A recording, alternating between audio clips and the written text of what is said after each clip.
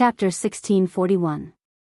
Just as Noah and his group began their 2-month training, in various parts of the Fiori Kingdom, the return of the main members of the Fairy Tale Guild, who was once the #1 guild in the kingdom, and the fact that they were preparing to participate in the annual Great Magic Battle Show was also known to everyone.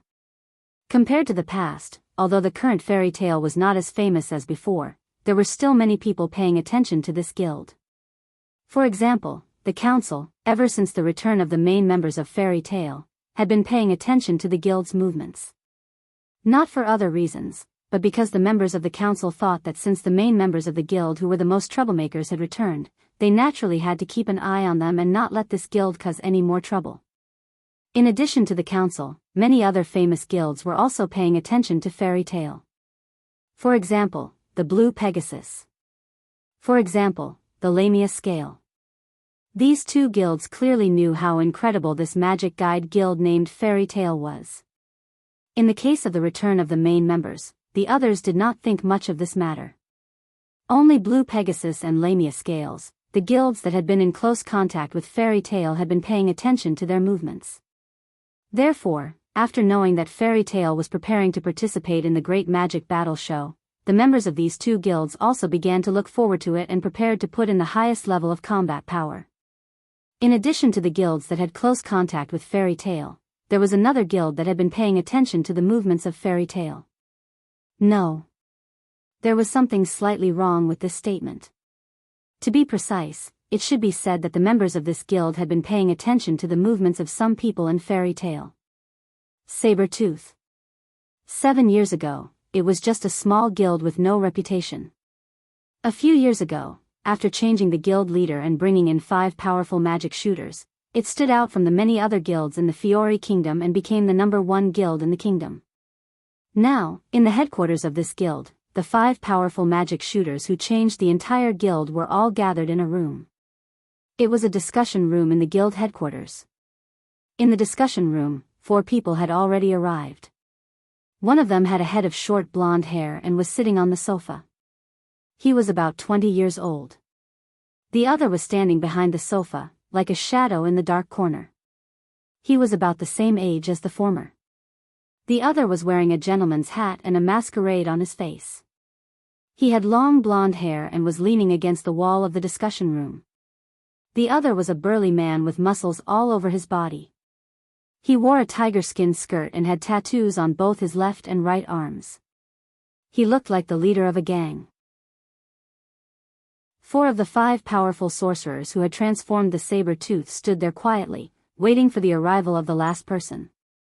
They didn't have to wait too long before the last person slowly appeared. Sorry to keep you waiting. The person who entered the discussion room was a very slim girl with waist-length black hair. Her bangs were parted in the middle, and her hair was tied into a bun on both sides. Her eyelashes were long and slender. She was wearing a woman's off-the-shoulder dress similar to a cheongsam. Looking at the girl, the man sitting on the sofa with the posture of a playboy opened his eyes, looked over, and grinned. "You're finally here, Mississippi. It took a little bit of time, Christine." The girl replied with a dignified etiquette, but it gave people a feeling of arrogance. Then, her eyes swept over the shadow-like man, the blonde gentleman, and the muscular man. "Roger, Lucifer, and Olga, sorry to keep you waiting." "It doesn't matter." The shadow-like man called Roger said very coldly. "I just hope it's not something boring. It's only 22 minutes and 47 seconds. It's not that long." The blonde gentleman called Lucifer pressed on his hat and spoke with assurance like an elegant knight. "At least, that's what my memory says.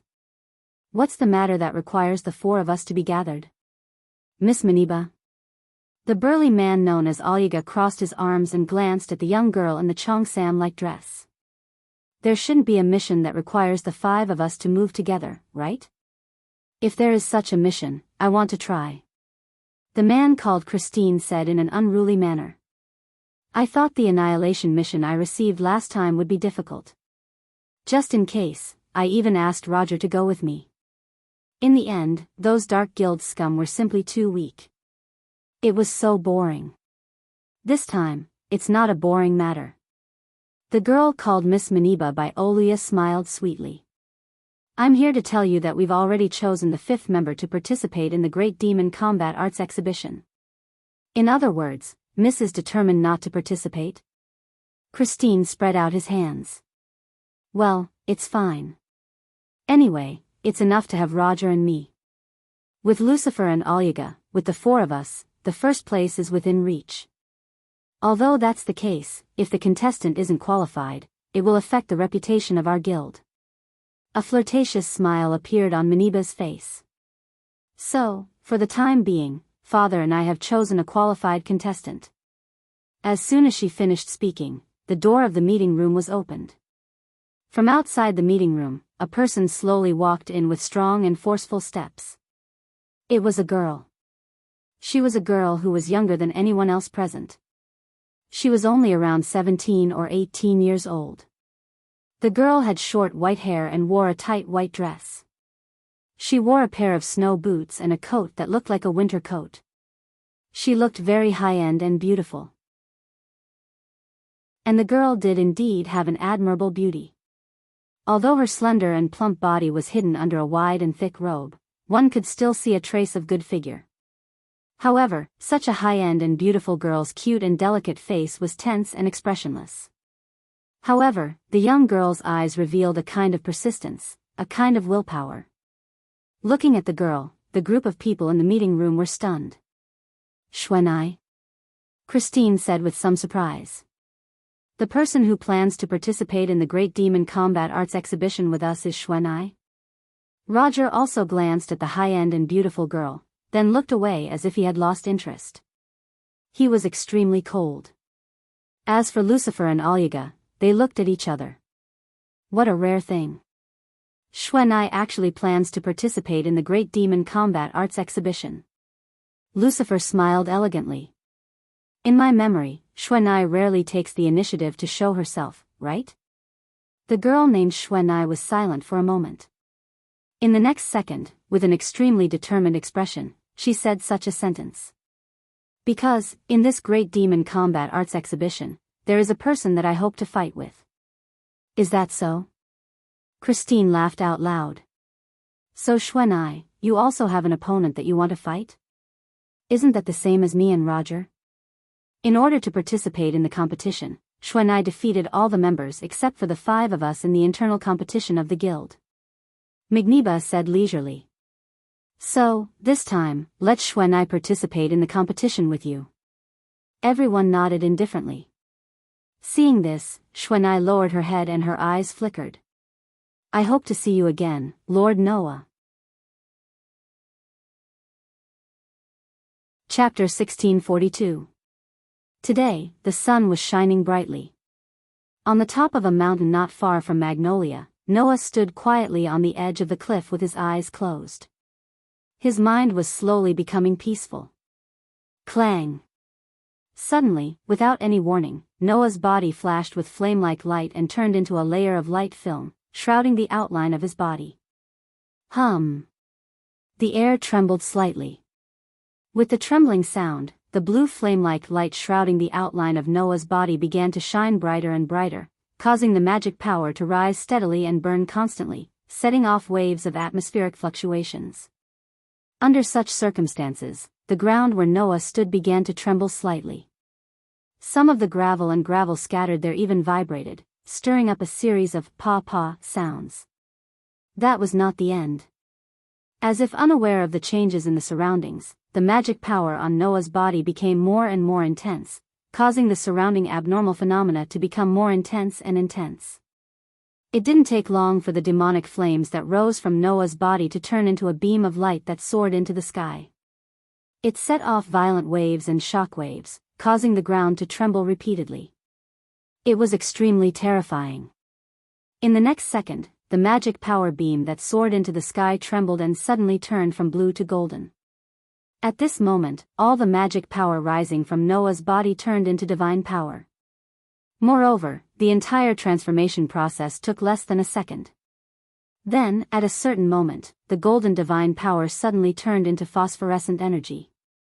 That was the energy of divine power. With his eyes closed, Noah was constantly transforming the nature of the energy in his body. Sometimes it was magic power. Sometimes it was divine power. Sometimes it was divine power. Sometimes, Noah would even transform the endless energy into pure mental strength, allowing his 5 senses to become extremely clear. In this way, Noah skillfully transformed the nature of various energies, allowing magic power, and mental strength to continuously transform each other and become more and more familiar with each other. And Noah's actions caused the energy beam that soared from his body to constantly change color, causing the waves and shock waves to become more and more intense. In the distance, Mira, Lisanna, and Elfman, who had just finished their training, wiped their sweat while looking at the energy beam that soared into the sky. Their eyes could not help but be filled with deep amazement. Although I've been watching Noah train like this for 2 whole months, I'm still very surprised every time I see it. Mira's delicate and beautiful face was full of solemnity. Generally speaking, even archmages like Kildas and Laxas would use up all their magic power in just a few minutes and take a few days to recover, but Noah is not in this situation at all. That's right.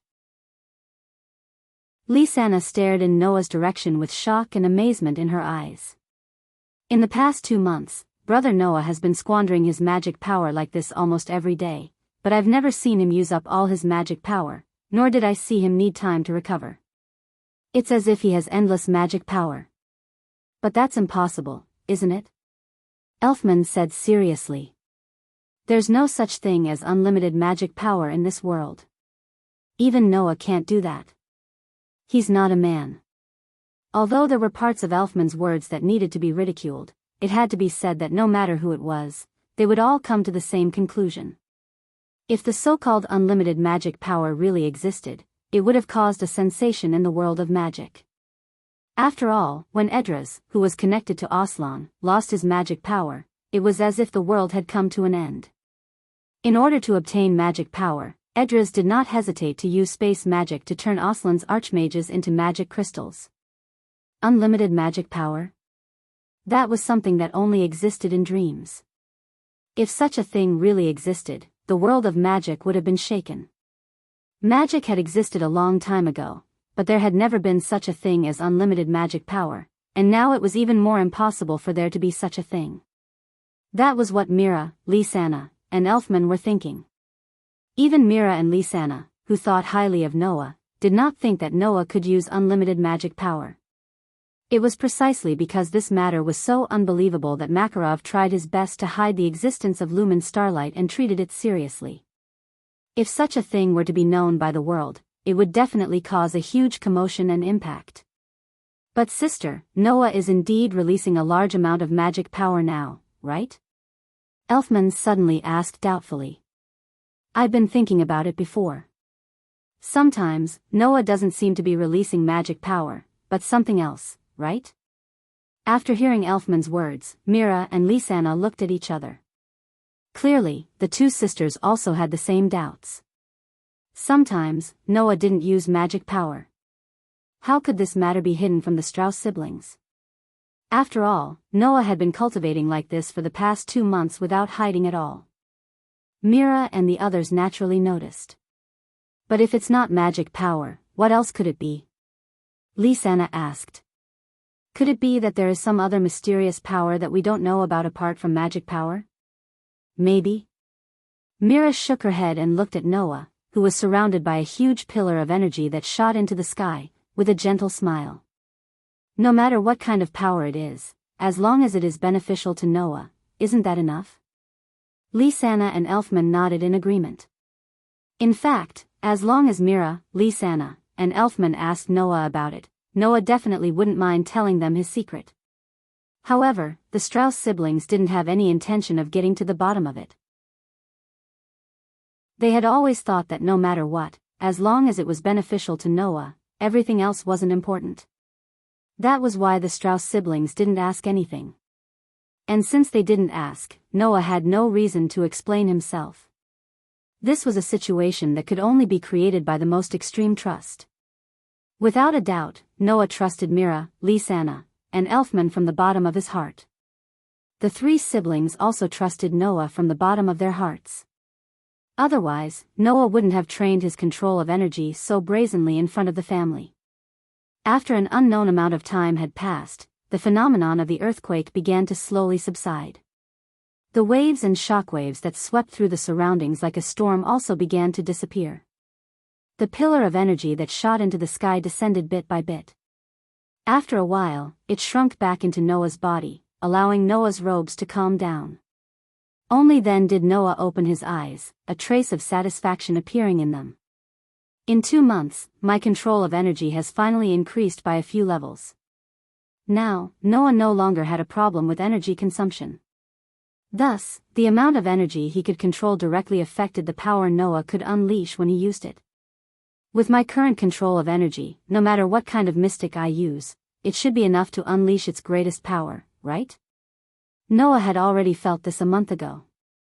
That was because a month ago, Noah was already able to unleash the greatest power of the magic and spells he had learned.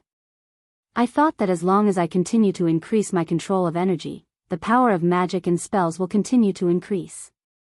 It's a pity that there's a limit to the magic and spells I've learned, Noah calculated silently. For example, no matter how much mana I inject into the magic, it won't be able to increase the degree of enhancement. However, Noah should be content with what he had. No matter what, if I use enhancement to strengthen my body now, I'll almost have the physical strength of a god. In other words, Noah could reach 5 digits just by relying on strengthening magic alone.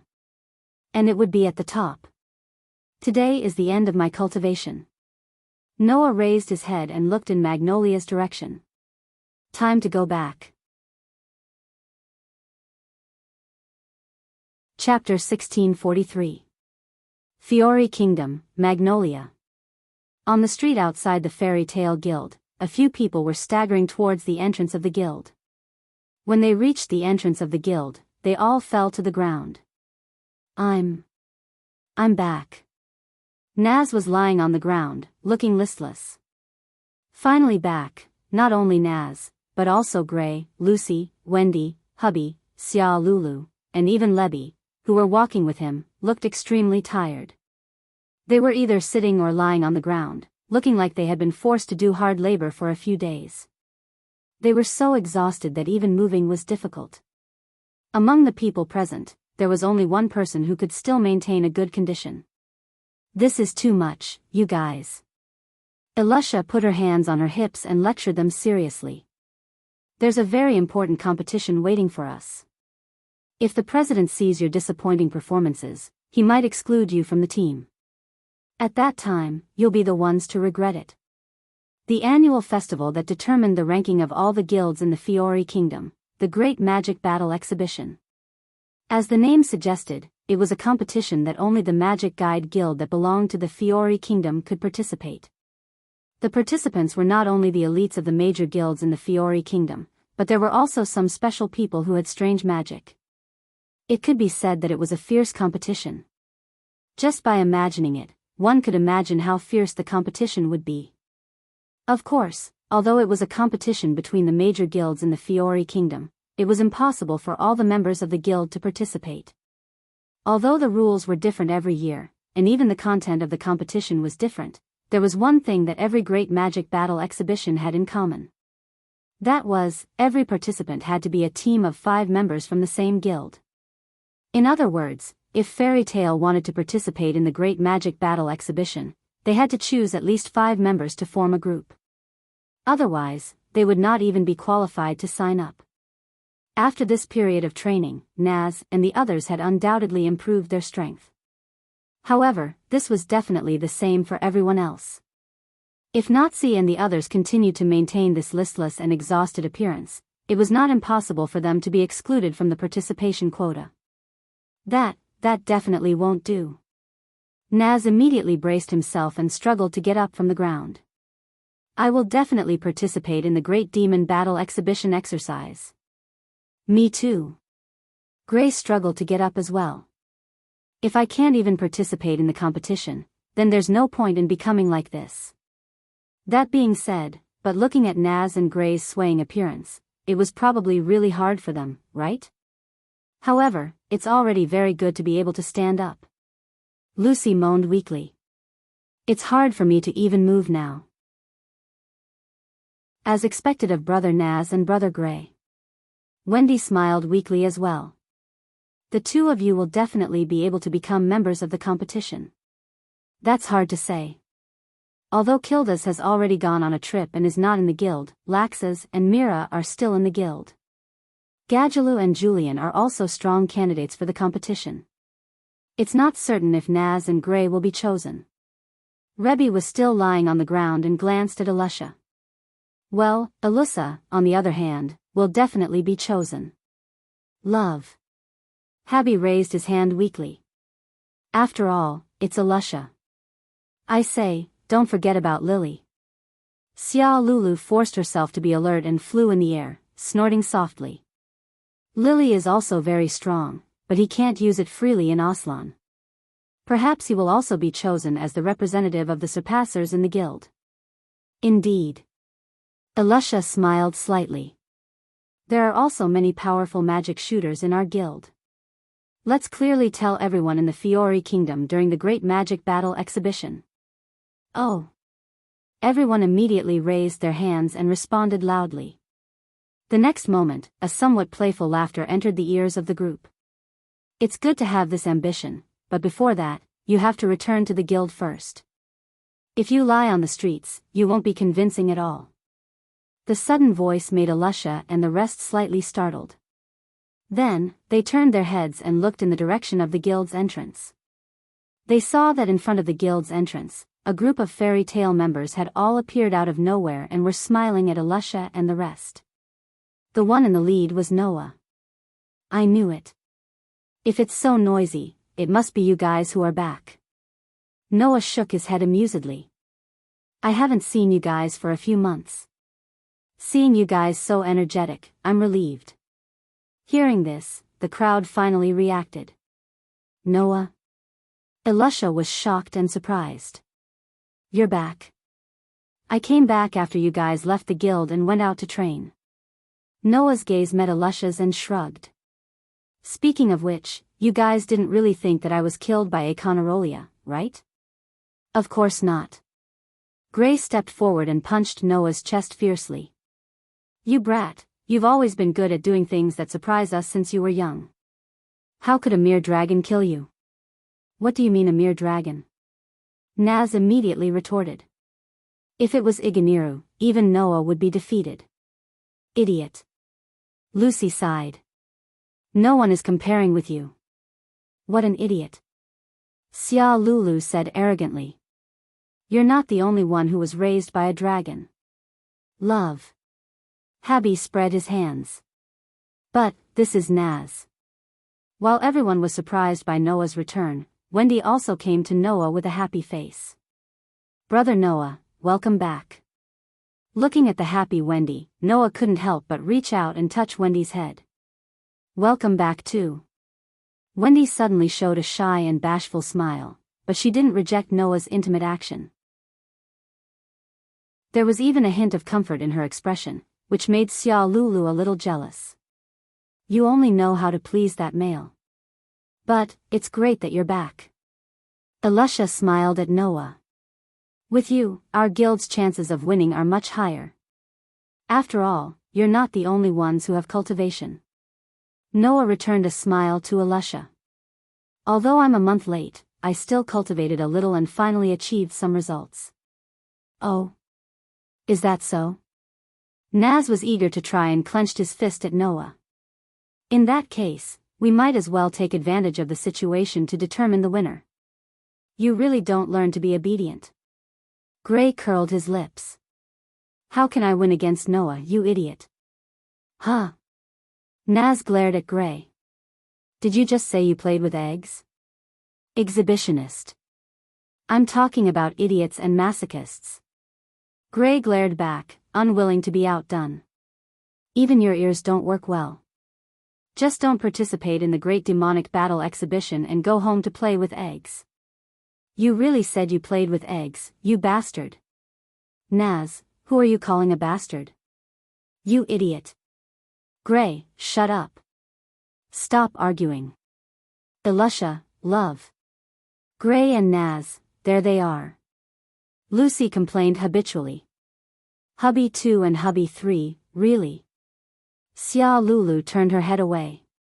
They're all idiots. Seeing this noisy scene, Noah laughed. The members of Fairy Tale also laughed. All right, let's all go in, Mira said gently. The president is ready to announce the list of contestants. You've all come back at the right time. Everyone nodded their heads and walked into the guild while chatting and laughing. In Fairy Tale, Makarov was standing on the stage where he usually performed and made important announcements. He looked down at the audience. Very good, everyone is here. Now, let's announce the list of contestants. Everyone held their breaths. Chapter 1644. First of all, there are two pieces of news that I have to tell everyone.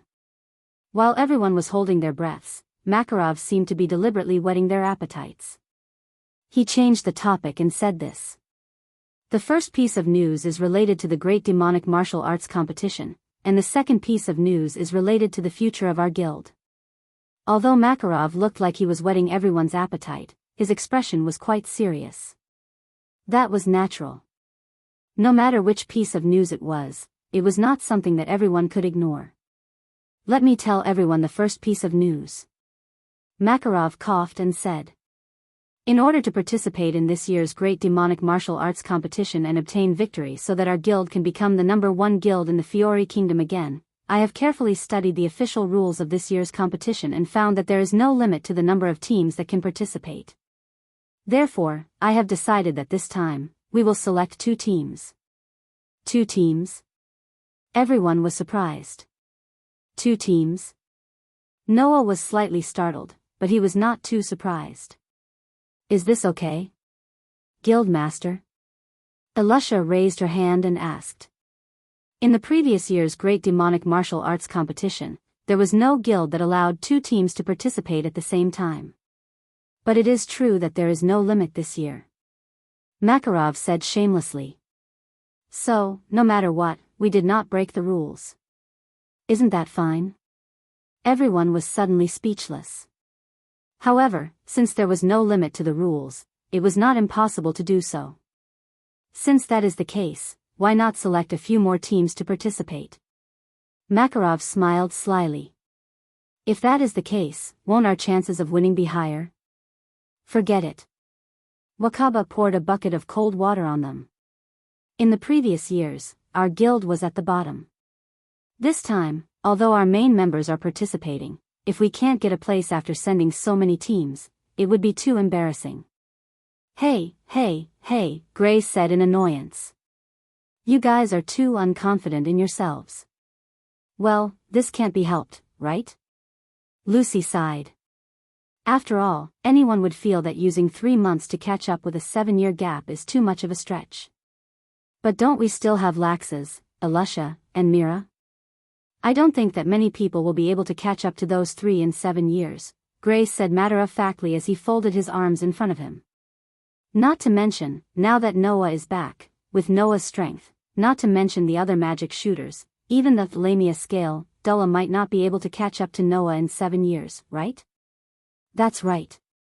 Wendy nodded repeatedly, trying her best to agree.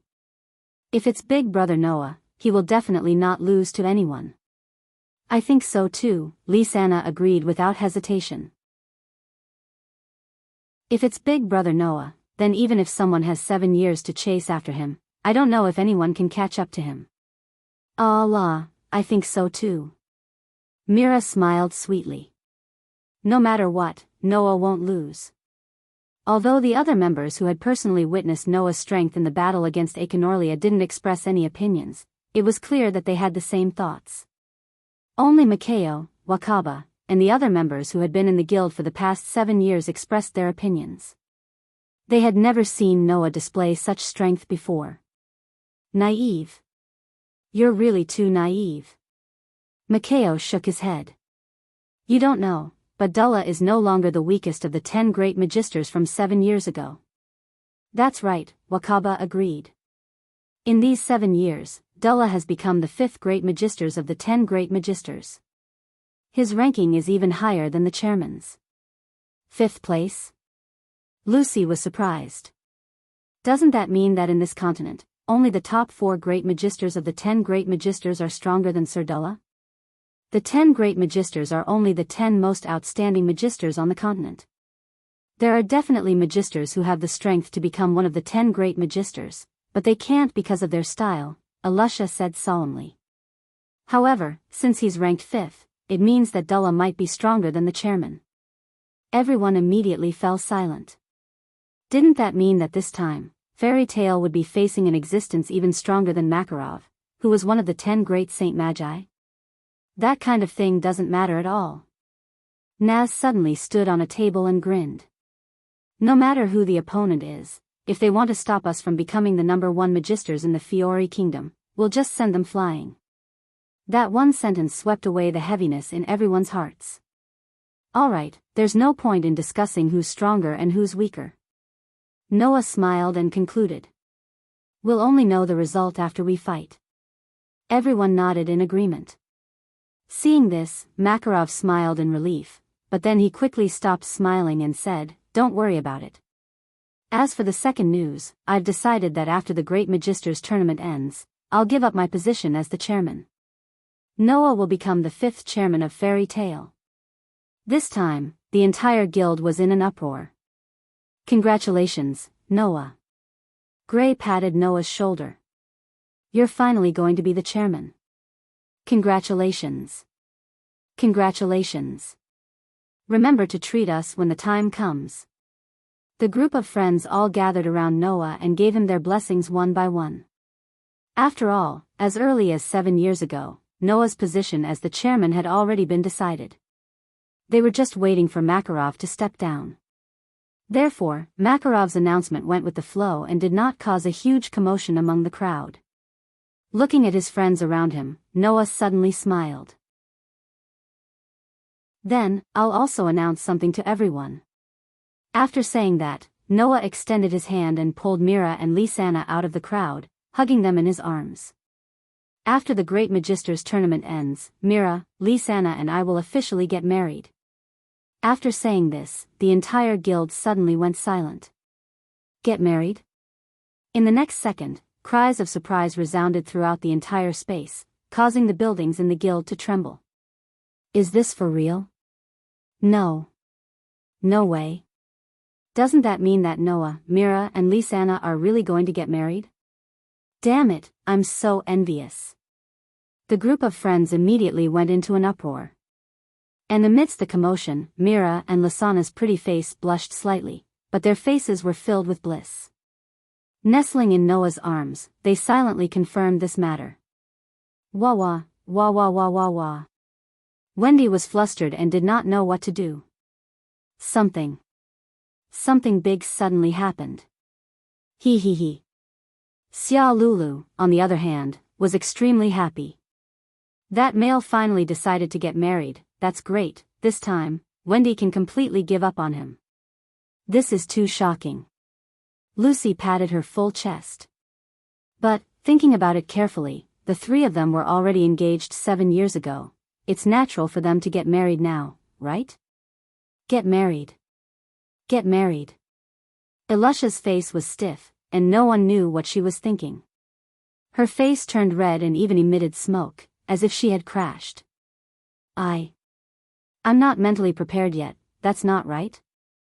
Gray ridiculed. You're not the one getting married, Alusha, why are you mentally prepared? Get married? A question mark appeared above Naz's head, and then he said this sentence without thinking. That kind of thing doesn't matter, hurry up and tell us the name list for the competition. Silence. A deathly silence ensued. Everyone stopped talking for no reason, and then, all of them cast a dangerous look at Naz.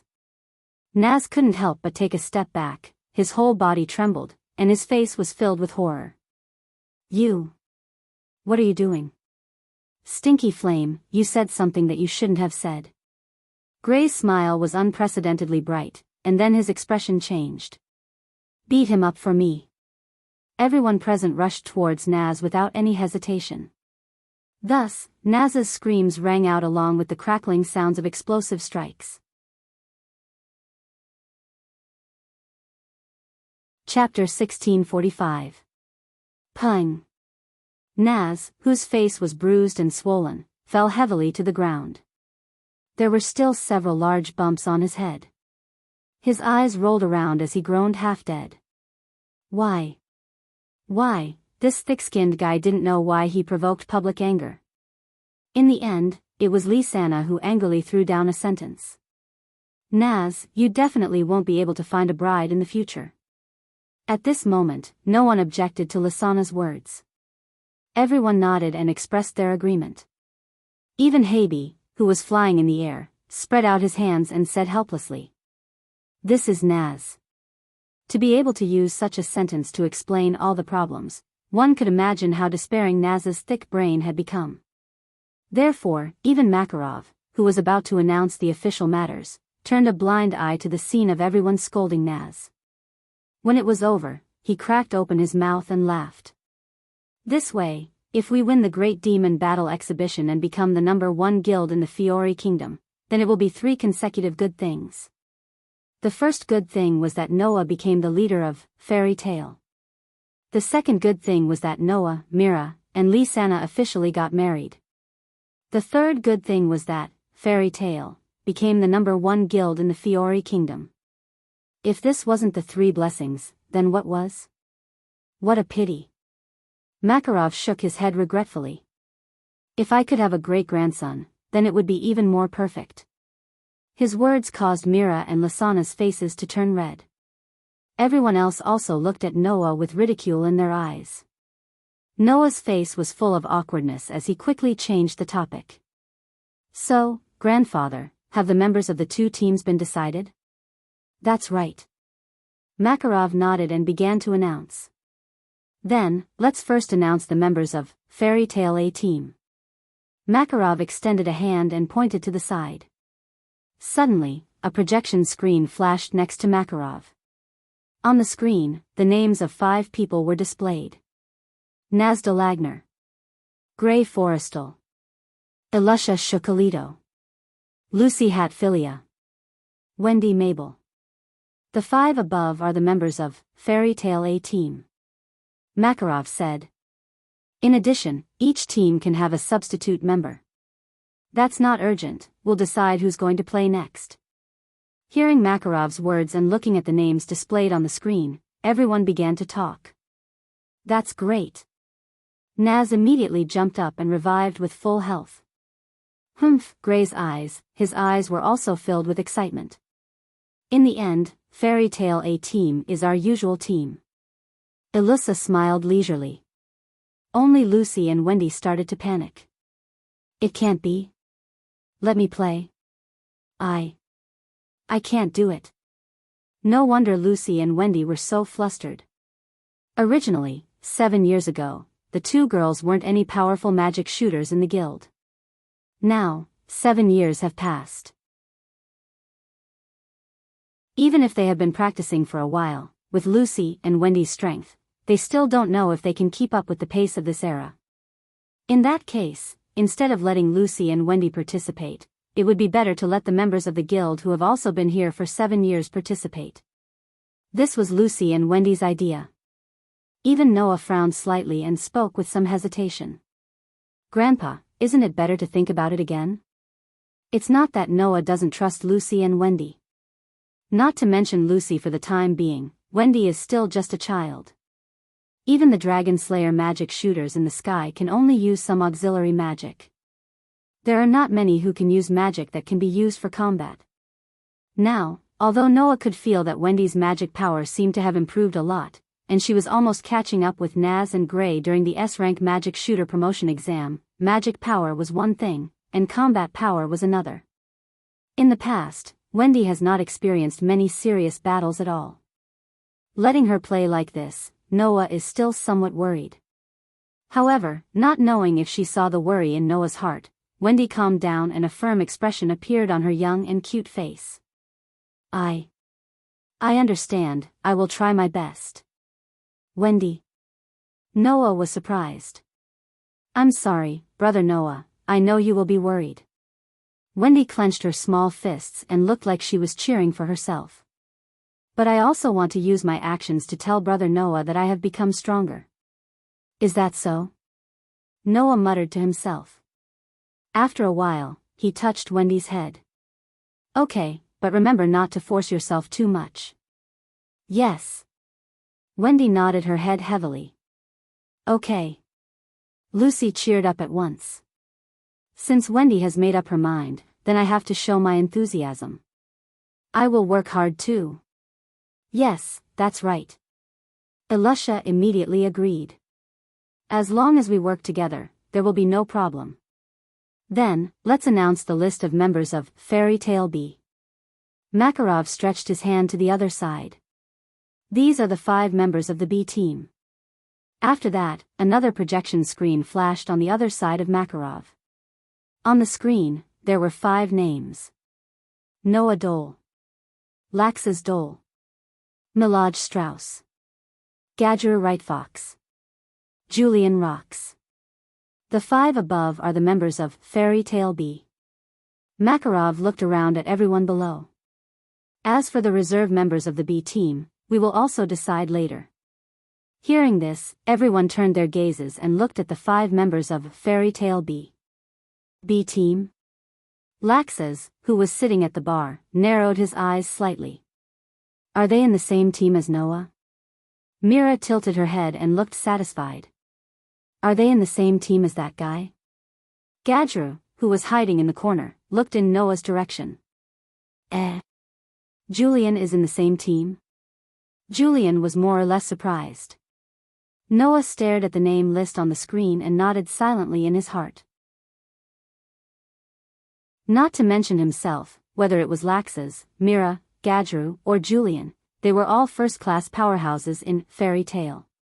Coupled with the members of Fairy Tale, the entire Fairy Tale strongest group of magic shooters were all listed. With such a lineup, there was no reason why they couldn't stand out in the Great Demonic Combat Arts Exhibition. The group of companions was also discussing. Whether it's the A team or B team, they're all quite strong. With such a lineup, they're probably the strongest in our guild, right? However, isn't it better to let 2 of the Baratheons replace Lucy and Wendy's positions? There's also Elfman and Kana. If they join the team, they should have a better chance of winning, right? From the perspective of teamwork, it's better to have Lucy and Wendy in the A team. After all, they're originally a team. Obviously, everyone had their own opinions. But in the end, everyone believed in Makarov's choice. Then, the announcement of the members ends here. I'll consider the alternate members of the 2 teams again. Makarov's voice attracted everyone's attention. Tomorrow, we have to go to the venue of the Great Demonic Combat Arts Exhibition, so today, the members of each team must remember to be prepared. Target. 30 million, cough cough cough. Before Makarov could finish his sentence, he coughed dryly and spoke in a serious tone. Target. Fiore is first. Someone cheered loudly in the venue.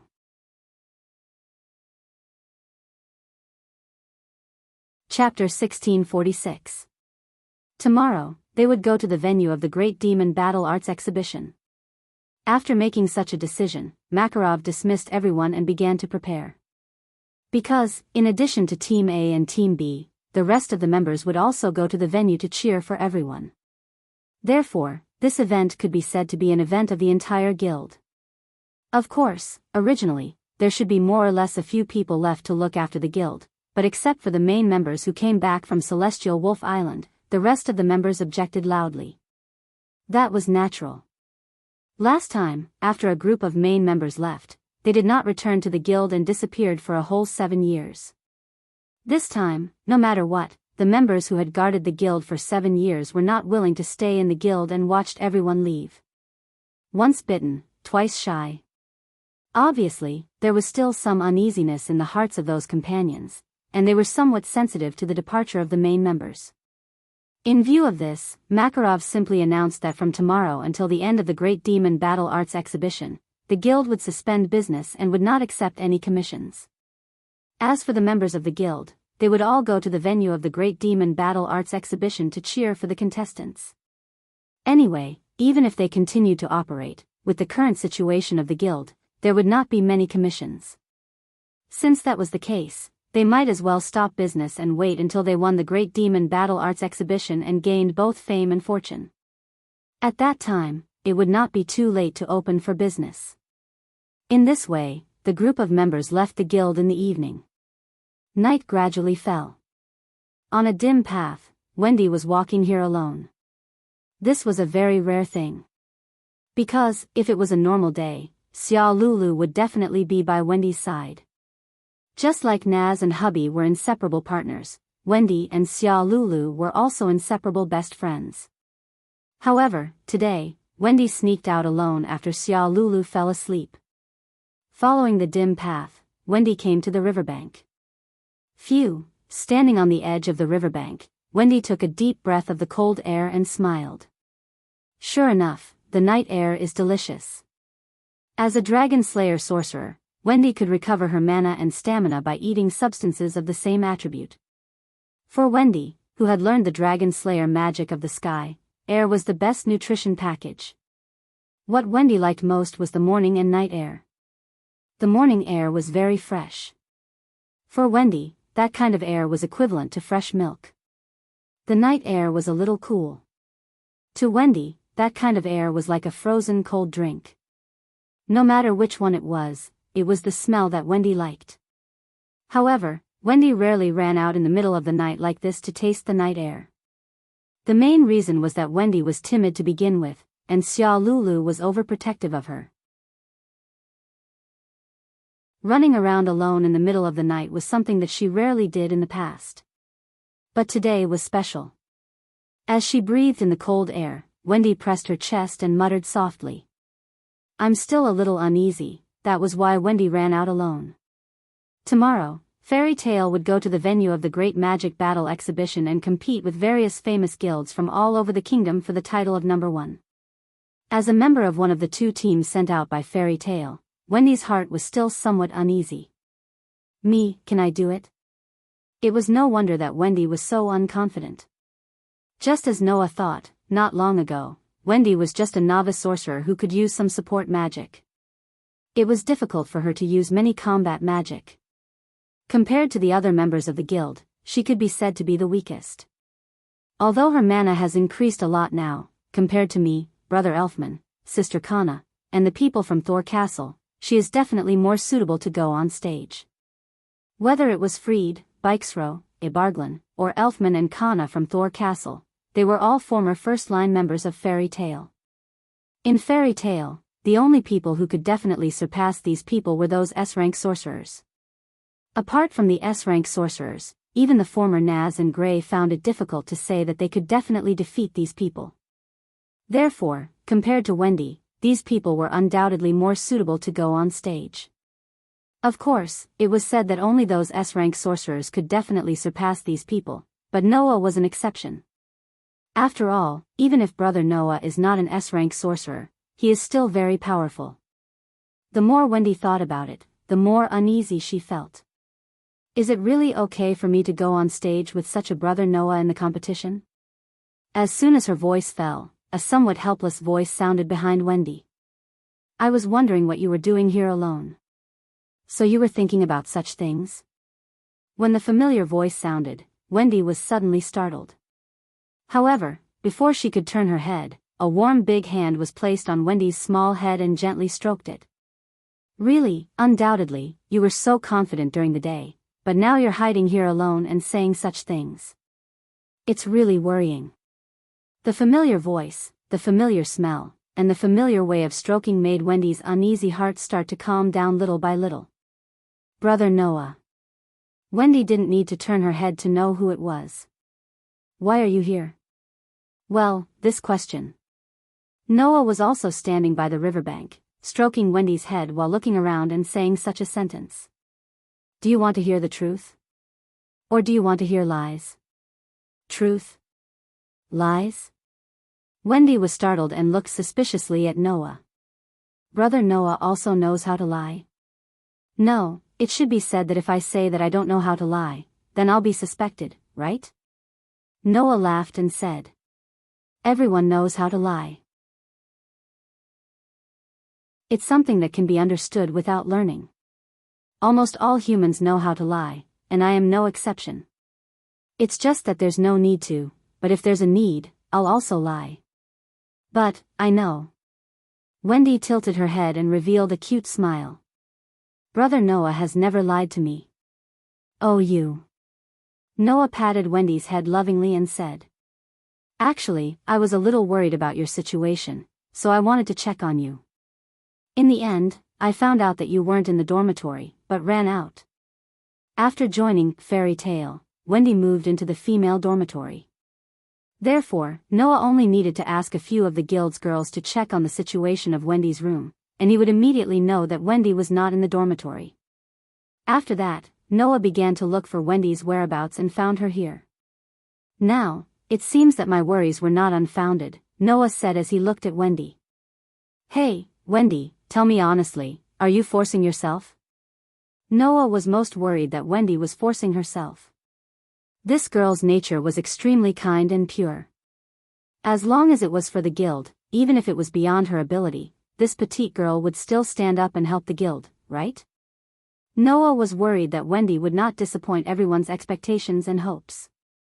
In order to let the guild become the #1 guild in the Fiori Kingdom again, she would disregard her own wishes and force herself to stand up. If you're really forcing yourself, then Wendy, I won't allow you to participate in the competition. Noah said very seriously. I hope that you can be honest with me. Brother Noah, I'm really not forcing myself. Wendy said hurriedly. Then, she hesitated for a moment and said uneasily. I'm just worried that I don't have the ability to fulfill everyone's wishes and not disappoint everyone's expectations. Is that so? Noah's expression softened and he could not help but laugh. Indeed, it's very similar to your worries. Don't make fun of me, Brother Noah, Wendy protested in a small voice, her face pained. I'm really worried that I won't be able to do it. Noah muttered to himself.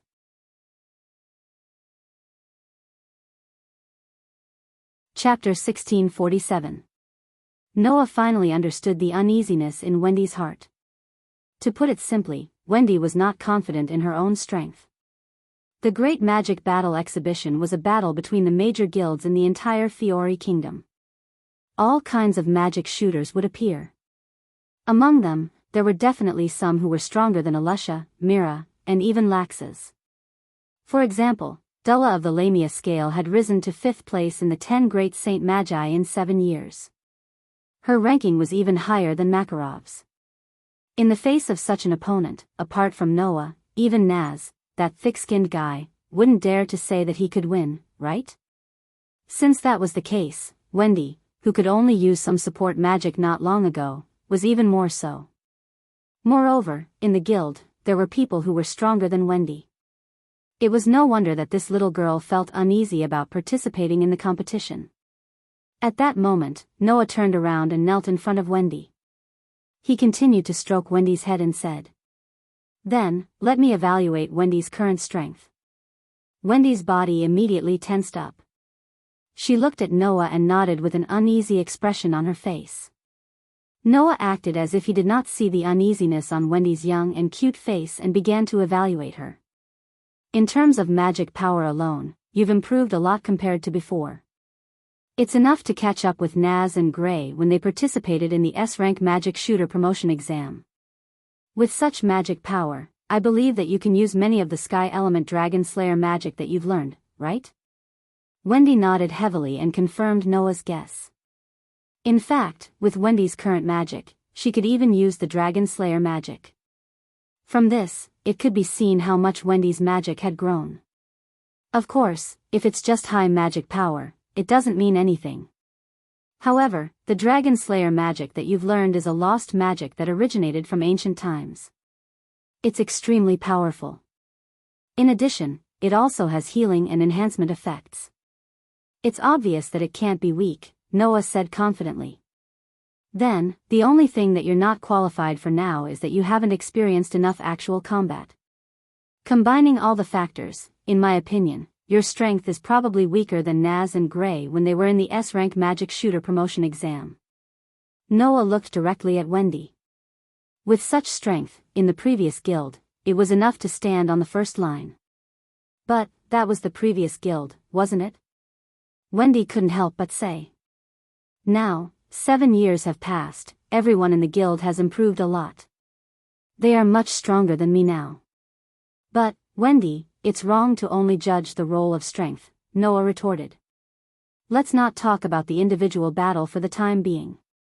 But in the team battle, with a supportive member like you who has healing and support magic, how much effect can be exerted, you know best, don't you? What if it's not a team battle, but an individual battle? Wendy seemed to be a little stubborn. If it's an individual battle, then won't I be holding everyone back? Why do you have the idea that you will hold everyone back in an individual battle? Noah laughed.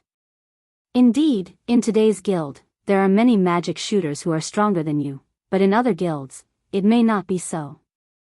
You have always compared yourself to your companions in the guild, and compared yourself to those powerful people in famous guilds, but in other guilds, there are members who are weaker than you.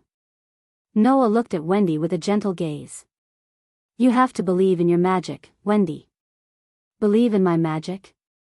Wendy was stunned. Looking at Wendy like this, Noah reached out and held one of Wendy's small hands. No matter what kind of magic it is, you have to believe in it. Noah looked into Wendy's eyes and said this. After all, that's the magic that Grandine taught you, the magic that your mother taught you. Believe in it. That's what you should do. Noah's words were like a ray of sunlight shining into Wendy's heart, dispelling all the uneasiness and darkness in Wendy's heart. Seeing Wendy's expression suddenly become cheerful, Noah couldn't help but smile. It seems that you have finally seen the light. Thank you, big brother Noah. Wendy reached out her other hand and held Noah's hand that was tightly holding hers, her eyes curved into a crescent moon shape. Big brother Noah is really an amazing person. You just said some self-righteous words to yourself. Noah rubbed Wendy's small head. There's nothing amazing about it. Wendy didn't say anything else and just enjoyed Noah's head rubbing. After a while, she suddenly stuttered. That, big brother Noah, do you really intend to marry Sister Mira and Sister Lisanna? That's right, Noah said strangely.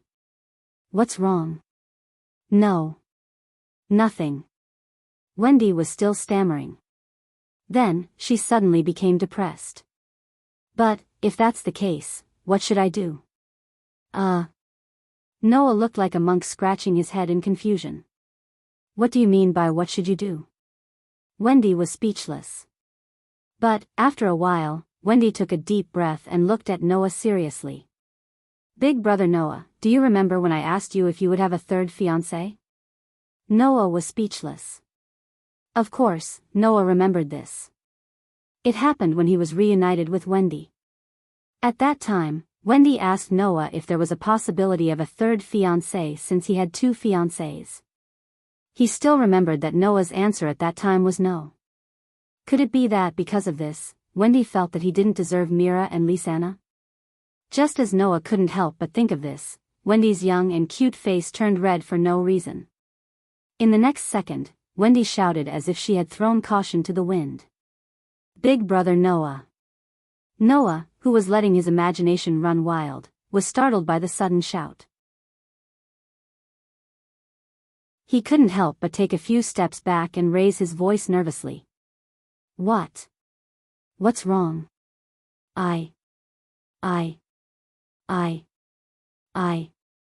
Wendy's face was red and her eyes were tightly shut. She shouted as if she didn't shock him to death. I also want to be Big Brother Noah's fiancé. Wendy's shout directly turned into an echo that reverberated over the entire riverbank. It also reverberated in Noah's ears, causing Noah to be stunned. The whole place fell into a dead silence. Huh? After an unknown amount of time, Noah let out a cry that sounded like he had gone off the line. So that's why. Wendy's head began to smoke. She resisted the dizziness and shouted in despair. I also want to be Big Brother Noah's fiancé and marry Big Brother Noah. Noah's brain short-circuited. What? What's going on? How did this happen all of a sudden? Could it be that there was a mistake somewhere? At this moment, Noah suddenly had a feeling that the world was playing a joke on him. Looking at Noah's stiff expression, the red on Wendy's face began to fade and tears began to accumulate in her eyes. Can't I? Looking at Wendy, who was about to cry, Noah's heart was filled with an extremely strong sense of guilt. Driven by the sense of guilt, Noah almost subconsciously opened his mouth. But you're still young, at least wait until you grow up. After saying that, Noah came to his senses. He even had the urge to die. On the contrary, Wendy's pair of eyes bloomed with unprecedented vigor and her beautiful face became red again. Then it's settled. Wendy said extremely shyly. When I grow up, Big Brother Noah must marry me as his fiancé. You can't lie to me. Leaving this sentence, Wendy finally couldn't help but be shy. She turned her head and directly ran out of sight. Noah could only stare blankly at the direction Wendy ran in and didn't react for a long time.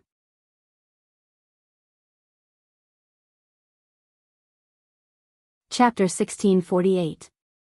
In the end, after parting with Wendy, Noah returned to the guild without any memory of it and returned to his room. Lying on the bed, Noah recalled Wendy's blushing face and could not help but laugh bitterly. Just kidding.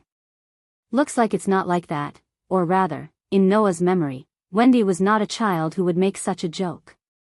It's just pure longing.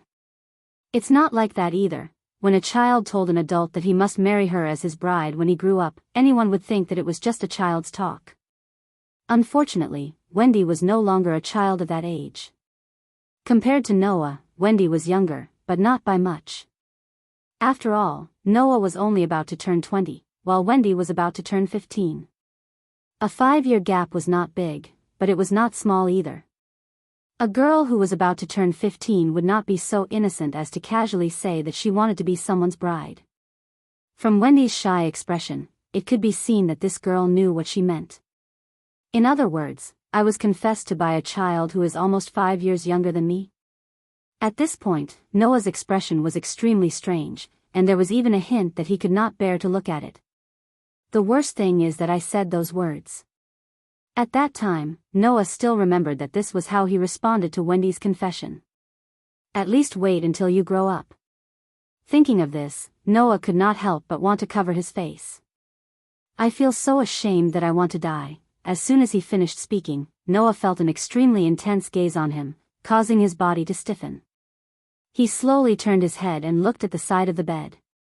He saw that at the side of the bed, there were 2 petite girls with silvery white hair that was as soft as the moonlight.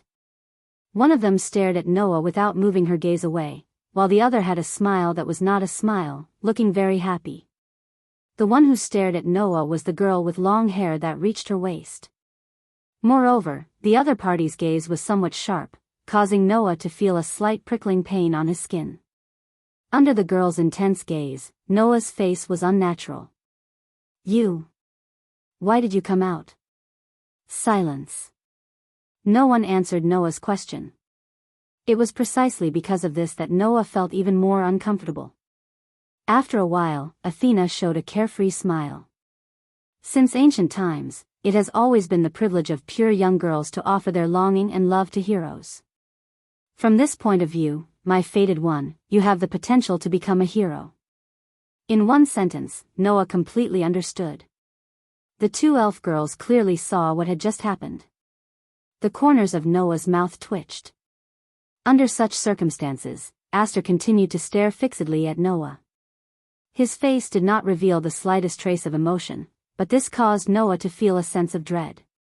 Noah could only reply cautiously. Aster? Aster ignored Noah and continued to stare silently at Noah, giving Noah a lot of pressure. All right, Sacred Sword Fairy, Athena said in a bored tone. No matter what, that person is still your master. Your attitude is a little too disrespectful. I don't need you to remind me, Divine Sword Fairy, Aster finally spoke, but although his voice was unusually sweet, there was a hint of boldness. I am Master's sword. Everything will go according to Master's wishes. At this point, Aster stared at Noah again. Undoubtedly, I also have the right to become Master's possession. When he said this, Aster's voice began to carry some emotion.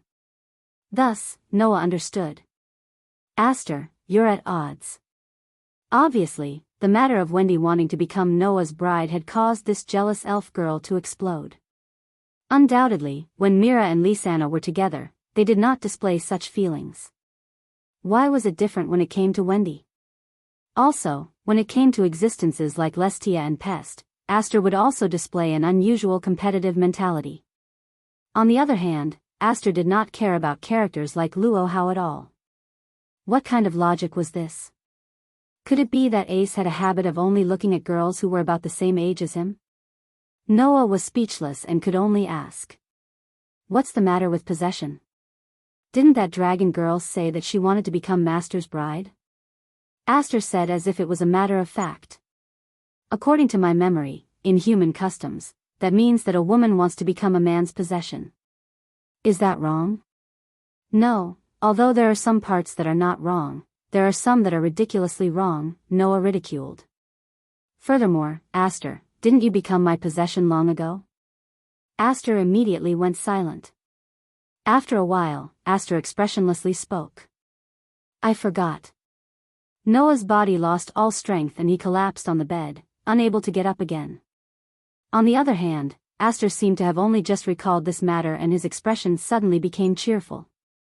Right, I'm already Master's possession. Therefore, even if that dragon girl wants to become Master's possession, she can only be beneath me. Noah really wanted to tell Aster that the two of them were not the same. However, when he saw Aster's mysterious eyes surging with excitement, Noah decided to keep his mouth shut and let Aster's imagination run wild. Athena pouted at Noah's reaction. You've really been working hard. Lying on the bed, Noah couldn't help but sigh. Who could he blame for this? Athena had been looking at Noah's direction, her cold and bewitching snake-like eyes flickered. Seems like you've sorted out your emotions. Noah raised an eyebrow at the words that came out of nowhere. Then, he understood what was going on. I see, so this is the reason why you two didn't come out all this time? Ever since they came out from the world between and entered this world, Aster and Athena hadn't transformed into human form for 2 whole months. If Noah didn't take the initiative to talk to them, they wouldn't even talk to Noah. At first, Noah felt that it was a little strange, but now it seemed like it was Aster and Athena's thoughtfulness. Even if it's you, suddenly taking on the responsibility of saving thousands of worlds and knowing your unusual origin, you would feel confused too, right? Athena said nonchalantly. I just felt that you should have some time to sort out your emotions, so I'm observing from the side. I was just hindered by this divine sword elf. Aster looked straight at Noah. I wanted to come out earlier to accompany Master. The rational and emotional words of the two elves warmed Noah's heart, and he couldn't help but smile. I'm sorry for making you two worry. Yes. Aster nodded and said resolutely. I'm Master's sword, so please take care of yourself, Master. No matter what, you're still the Master we serve, Athena said as she gazed out the window at the beautiful night sky.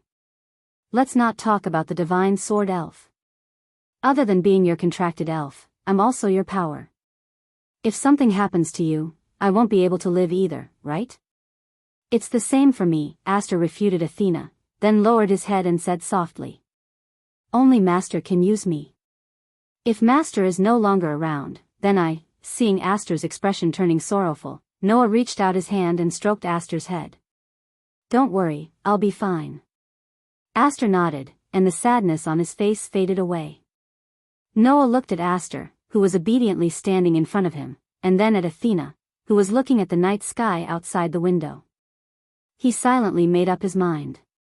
Even if it was just for the two elves who couldn't bear to lose him, he had to overcome the difficulties and win in the end. Even if his opponent was an extraordinary existence, it would still be the same.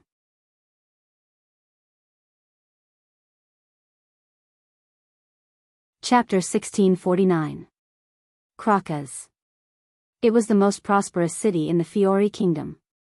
Unlike Magnolia, this city was widely known as the City of Flowers. Because there were all kinds of beautiful and delicate flowers blooming all year round, it could be said to be a beautiful city famous for flowers.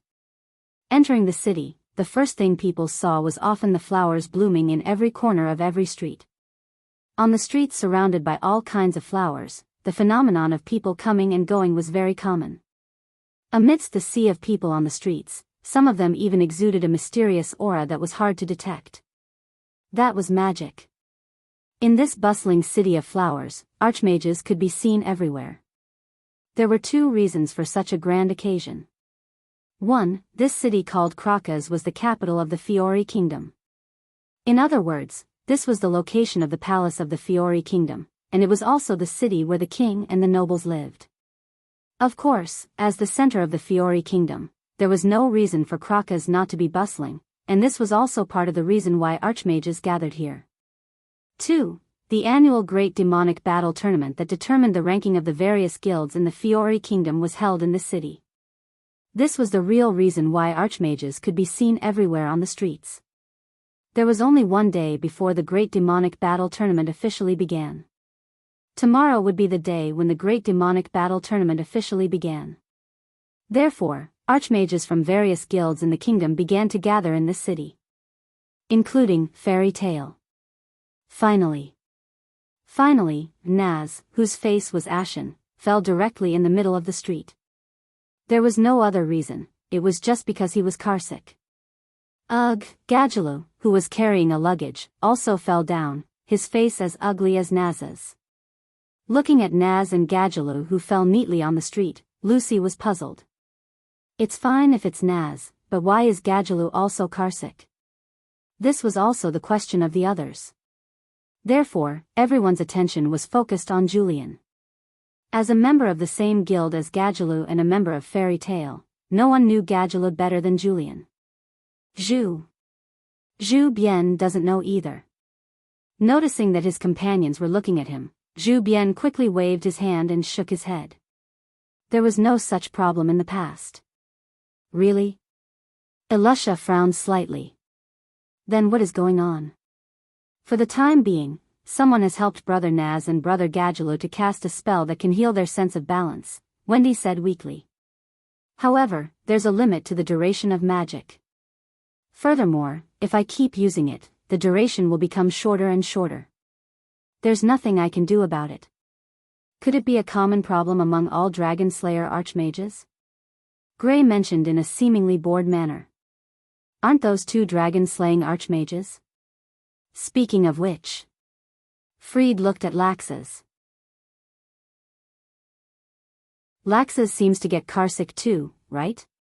The group of companions suddenly turned their surprised eyes to Laxus. Freed. Laxus glared at Freed. Don't say anything unnecessary. In other words, Freed's words were just unnecessary and not false. It can't be, right? Gray himself was surprised. Is it really a common problem among all Dragon Slayer archmages? But Wendy doesn't seem to. Mira tilted her head. Isn't Wendy also a Dragon Slayer archmage? What? Do you suspect that Wendy is not a Dragon Slayer archmage? Xia Lulu immediately bared her teeth and defended her. Don't look down on others. Xia Lulu, no one said that. Habai quickly tried to please her. Maybe Wendy secretly helped herself to use magic to heal her sense of balance. No, I didn't do that. Wendy shook her head. Similarly, I don't have any symptoms of motion sickness. All of a sudden, everyone fell into a dilemma again. Looking at the group of companions who were in a dilemma because of Naz and Gadjaloo's problems, Noah couldn't help but feel at a loss whether to laugh or cry. He didn't expect that Naz, Gadjaloo, and even Laxus all had the common problem of motion sickness. This was an unexpected weakness. Is it really a common problem among Dragon Slayer archmages? But Wendy seems to be fine. Thinking of this, Noah glanced in Wendy's direction. Coincidentally, Wendy also secretly looked at Noah and suddenly met Noah's gaze. Suddenly, Wendy's pretty face turned red and she lowered her head shyly. Obviously, what happened last night was also a big challenge for the pure, kind, and timid Wendy. I wonder when Wendy will be able to return to her usual appearance. Otherwise, wouldn't it be difficult for Noah to even talk to Wendy? At this time, Makarov came from the other end of the street with the rest of the members. Okay, the registration is over. Makarov looked around at everyone. Now, we just have to wait for the Great Demon Wars to officially start. Is it over just like that? Noah stepped forward and asked. Nothing else needs to be done. Right, the officials didn't make any announcements, they just told us to pay attention to one thing. Makarov raised a finger. Before 12:00 in the morning, the contestants who need to participate in the Great Demon Wars must stay in the designated hotel. Designated hotel? Elusha also stepped forward. In other words, the residences of the contestants and guild members will be separated? That's right. Makarov took out 2 small pieces of paper and handed them to Noah and Elusha. These are the designated hotels for your A and B teams. Before 12:00 in the morning, you must all stay there, understood? Noah and Elusha both nodded, took the small pieces of paper with the addresses, and returned to the team. Then, you guys are free to arrange the rest of the time. Makarov's expression relaxed, and he said in a casual manner. As long as you reach the designated location before 12:00 in the morning, that's fine. The members of the guild immediately beamed with joy. Among the people present, there were less than 10 who had been to Krokas before. Naturally, it wasn't that they weren't interested in the famous City of Flowers. Thus, everyone gathered in groups of 2s and 3s, and dispersed to various corners of the city to have fun. I'll go take a look at the hotel first. Elusha looked at Noah and smiled. Good luck, Noah. You too. Noah returned a smile.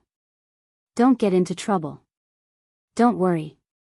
Elusha nodded, turned around, and left swiftly. I'll go take a look at the hotel with Lisanna, Mira said to Noah. Noah, go play by yourself. Okay. Noah replied helplessly, making Mira and Lisanna burst into laughter. Then, they left together. In the blink of an eye, everyone left and scattered. Even Naz and Gadjalu, who had collapsed on the street, were dragged away. In the end, only 2 people and 1 cat remained at the scene. One was Noah. The other was Wendy. The remaining cat was naturally Xia Lulu.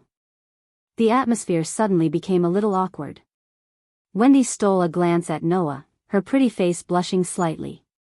She lowered her head, and shyly looked at her fingers. Noah scratched his cheek and laughed dryly. Looking at Noah and Wendy, Xia Lulu furrowed her brows and said coldly, What are you doing? Did the 2 of you do something behind my back? This sentence made Noah and Wendy feel guilty. Seeing this, Xia Lulu's eyes became extremely sinister. Feeling that he would be interrogated if this continued, Noah quickly changed the topic and said to Wendy. Wendy, how about we go for a walk too?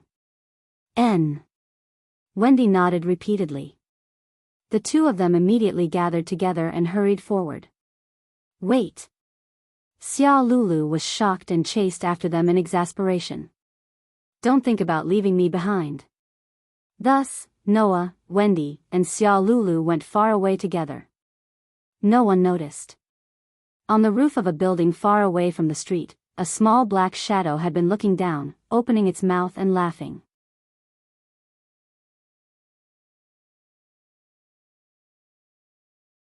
Chapter 1650.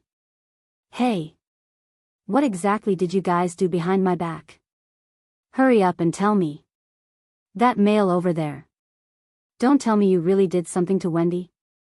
Wendy, tell me honestly, what exactly happened between the 2 of you? Did you guys hear what I said? On one of the streets in Kolochas, Xia Lulu, who had a pair of white wings on her back, asked frantically while flying. Noah and Wendy, who were walking in front, couldn't help but cover their ears in annoyance. However, Xia Lulu acted as if she didn't notice anything. She just kept asking questions. Finally, Wendy couldn't take it anymore. Xia Lulu, Wendy said in a pleasant tone. I told you, there's really nothing going on. Do you think you can hide it from me? Xia Lulu didn't buy it at all. If nothing happened, why would the atmosphere between the two of you be so weird? I say, just because the atmosphere is weird, does it mean that you guys did something wrong? Noah couldn't help but interrupt. Maybe I saw Wendy accidentally when she was changing her clothes. Wendy cried out in surprise, her pretty face turning red. What did you say? Xia Lulu's eyes widened. Then, she pounced on Noah's face crazily. I'll scratch you to death, you evil male. After saying that, Xia Lulu's pair of hands really stretched out a few sharp claws. Without saying anything, she scratched at Noah's face. Presumably, being scratched by those claws, even if his skin and flesh didn't split open, there would at least be a few ugly red marks on his face. Noah was taken aback. He reflexively reached out his hand and slapped him. Slap. With a crisp sound, Xia Lulu let out a mournful cry as she was sent flying. Seeing that Xia Lulu was about to fly out, Wendy was shocked. She raised her hand and caught Xia Lulu with much difficulty. She hugged Xia Lulu and heaved a sigh of relief. Ugh. Xia Lulu's eyes began to turn, but she was still extremely unwilling to admit defeat. Wendy, did you see that? This violent male is not worthy of your love. No, there's no such thing, Wendy retorted without any hesitation. Big brother Noah is very gentle. He is not violent at all. You only know how to speak up for that male. Xia Lulu glared at Noah. This guy already has 2 fiancés, and he's about to get married, yet he still came to provoke you. Not only is he violent, he's also a playboy. You can't say that about Big Brother Noah, Xia Lulu, Wendy said angrily.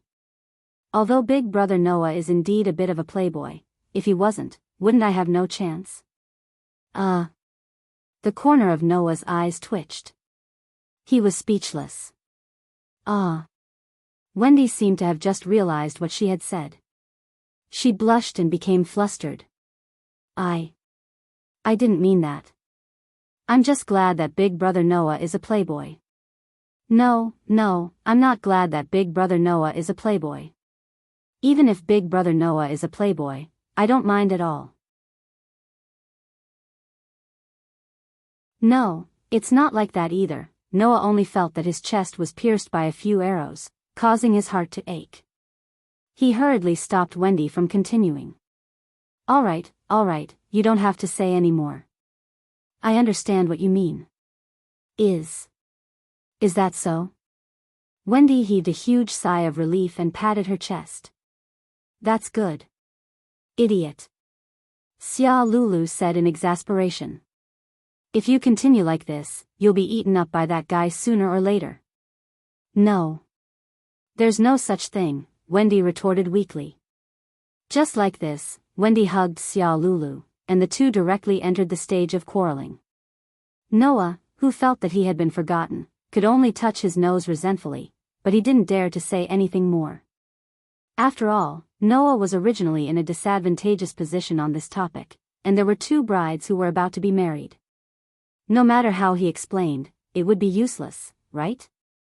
Noah simply lowered his presence and let Wendy and Xia Lulu quarrel. He laughed and shook his head as he followed behind the person and the cat, and continued to walk. It was also at this moment that Noah suddenly felt something. He felt a strong sense of malice. Noah's eyes suddenly froze, and his footsteps became sluggish. He turned his head abruptly and looked to the side. There was a small alley there. Even in the day, the alley was very dark. However, Noah clearly saw a small black shadow darting into the alley and disappearing without a trace. Wendy, who was quarreling with Xia Lulu, felt Noah's abnormality. She turned her head and looked at Noah strangely. Brother Noah? What's wrong? Nothing. Noah stared at the dark alley, not looking at Wendy, and said directly to Wendy. Sorry, Wendy, I'll leave first. If you don't have anything else to do, remember to go back to the hotel directly. Also, don't wander around where there's no one, okay?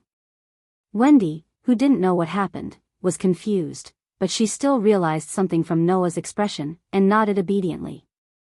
"I know, Brother Noah, I'll go back to the hotel directly." "Good girl." Noah patted Wendy's head. Then, he suddenly started running and rushed into a dark alley at the side. Seeing Noah disappear into the alley, Wendy lowered her head and said to Xia Lulu in her arms. "Then, Xia Lulu, let's go back directly." "You really listened to that male." Xia Lulu muttered with some dissatisfaction, but didn't object.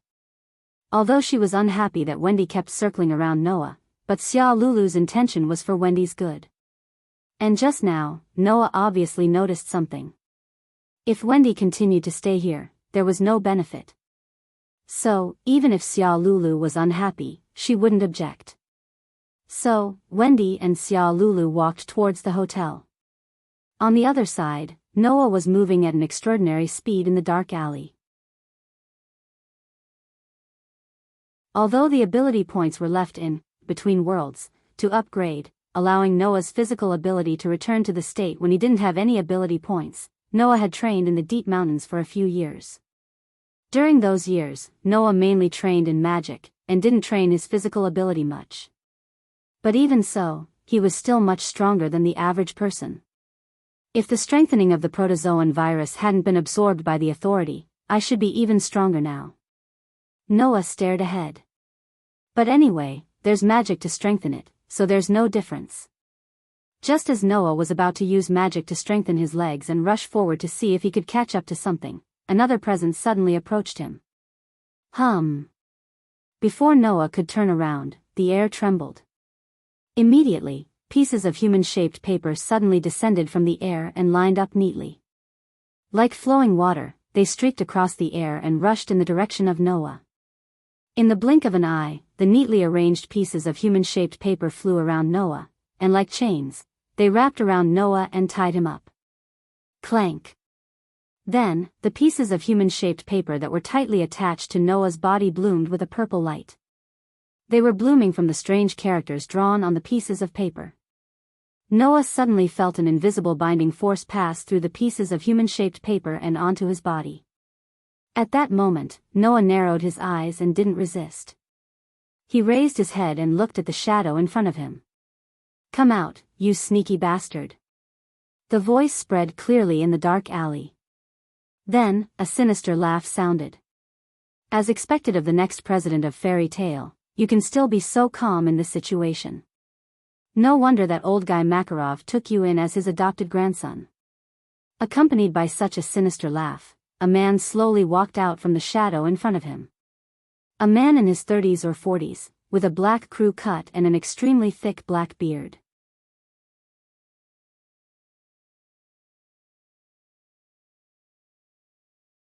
Chapter 1651. Noah frowned as he watched the cold man slowly walk out from the dark corner. For some reason, Noah felt like he had seen this man somewhere before. Noah opened his mouth coldly. "Who are you?" "Oh. You don't know me? Didn't Makarov and Laxus mention me to you?" The cold man pretended to shrug his shoulders. "How cold? No matter what, we can still be considered as a family." "Family?" Noah's frown deepened as a mocking expression appeared on his face. "Sorry, I don't remember having such a shady family member. My family members are all open and above-board people. They don't have people like you who do sneaky things." The cold man's expression suddenly froze as he looked at Noah with a gloomy gaze. As expected of the successor of that old man Makarov. Even that superior attitude is exactly the same. It's really unpleasant. If it wasn't for the fact that I still want to know some important things from you, I really want to torture you a little.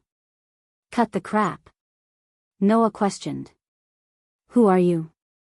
"Then, let me introduce myself." The cold man spread his hands and smiled sinisterly. "My name is Ivan Dole. You should understand now, right?" "Dole?" Noah was stunned at first, then his pupils shrank. Noah finally knew why he felt like he had seen this man somewhere before. When he was young, he was just adopted by Makarov. Before he lived in the guild, Noah had seen this man's photo in Makarov and Lax's house. It was a family photo. Of course, the people in the photo were a family. There were a total of 3 people in that family. One was Makarov, who had just entered his old age. The other was Lax's when he was young. The last person was also a man. Makarov's biological son. Lax's biological father. He used to be a member of Fairy Tale, but he did something that harmed the guild. In the end, he was mercilessly kicked out of the guild by Makarov. That man's name was Ivan. Ivan Dorothea. I see. Noah looked at Ivan closely. You're Grandpa's disappointing son? Don't say that, little Noah. Ivan smiled sinisterly. No matter what, I am still your father. Before Ivan could finish his sentence, he was immediately interrupted by Noah. Don't say anything else. Noah looked at Ivan with a sharp glint in his eyes and said with a spurious smile. After all, if I really have a father like you, I'm afraid I won't be able to resist. It could be said that Noah didn't have any good impression of Ivan. It wasn't just because Ivan had done something to endanger the entire fairy tale, but also because of what he had done after being expelled from the guild.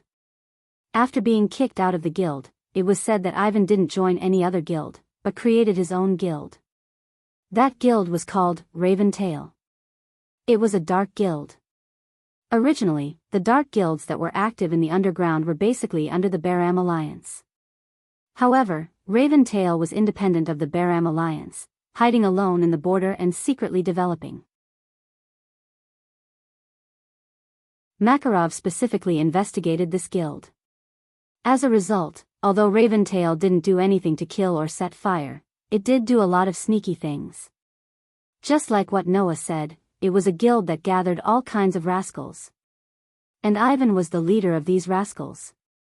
One could imagine how Noah felt about such a person. If Ivan really shamelessly treated him as his father, then Noah really didn't know what he would do. Perhaps he saw something from Noah's eyes. Ivan couldn't help but take a few steps back. Then he realized that he had a trace of fear towards Noah, and became angry out of humiliation. Let's see how long you can maintain your stubbornness. After saying that, Ivan formed a hand seal. Beep beep beep. Suddenly, on the human-shaped paper that tightly bound Noah and stuck to Noah's body, the mysterious characters that were blooming with purple light actually exploded into balls of electric light, causing electric current to suddenly appear and violently run through Noah's body. Following the violent flow of electric current, Noah actually felt a sharp pain, which surprised him. You think I don't know that you have the power to nullify magic? Ivan said proudly. When you annihilated the 6 demon generals, oration cease, the information about this power of yours had already reached my ears. Otherwise, why would I come to you knowing that magic would be nullified? Not only that, I also know that magic will only be nullified if it's directed at you. Ivan laughed loudly. So, the paper wrapped around you is just an ordinary piece of paper. The words engraved on the paper are magic, and the electric current is ordinary electric current stored by magic. It's not generated by magic. That's why it can harm you, right? In other words, Ivan didn't use magic against Noah from beginning to end. The paper wrapped around Noah's body was just a normal paper, and the characters engraved on it were magic that strengthened the paper's hardness and toughness. The electric current that directly hit Noah's body was also not generated by magic, but normal electric current stored by magic, and now it was just released. This way, the paper could wrap around Noah, and the electric current could also harm Noah. Feeling the pain coming from all over his body, Noah clenched his fist, ignoring the electric current that was violently running through his body, and his sharp eyes looked straight at Ivan. What's your purpose? Hearing this, Ivan maintained the hand seal in his hand, and looked at Noah with a cold smile. I only have one purpose, and that is lumen starlight. Noah's pair of eyes suddenly tightened. Seeing Noah's expression clearly, Ivan was ecstatic. You really do know about the existence of lumen starlight. I knew that Makarov would definitely tell you about it. After all, he already announced that you will be the next president. Ivan, with a face full of ecstasy, couldn't help but take a few steps closer to Noah's direction, and raised his voice. Tell me, where is Lumen Starlight? Noah ignored Ivan's excitement, and only stared at Ivan, and said in a deep voice. Why do you know about the existence of that thing? Grandfather couldn't possibly have told you about it, right? Lumen Starlight. That was something that absolutely could not be known by the world. Makarov had always said so. The only people who could know about the existence of Lumen Starlight were the past presidents of Fairy Tale. Therefore, the people who knew about the existence of Lumen Starlight, including Noah, should only be 4 people. The first president, Mavis. The second president, Prekto. The third president, Makarov. And the future 5th president, Noah. Apart from the above 4 people, even Makarov, the 4th president, didn't know about this matter, and Laxas, who was Makarov's grandson, also didn't know about it. That being the case, how did Ivan know about the existence of Lumen Starlight? That kind of thing, it doesn't matter. Ivan said agitatedly. Hurry up and tell me where Lumen Starlight is. Seeing that Ivan's emotions were starting to lose control, Noah narrowed his eyes, and his voice became emotionless. It seems that there is no way to get more information. Ivan suddenly froze. At this time, Noah's whole body shook. Pung! The paper wrapped around Noah's body and the electricity in the explosion all suddenly exploded.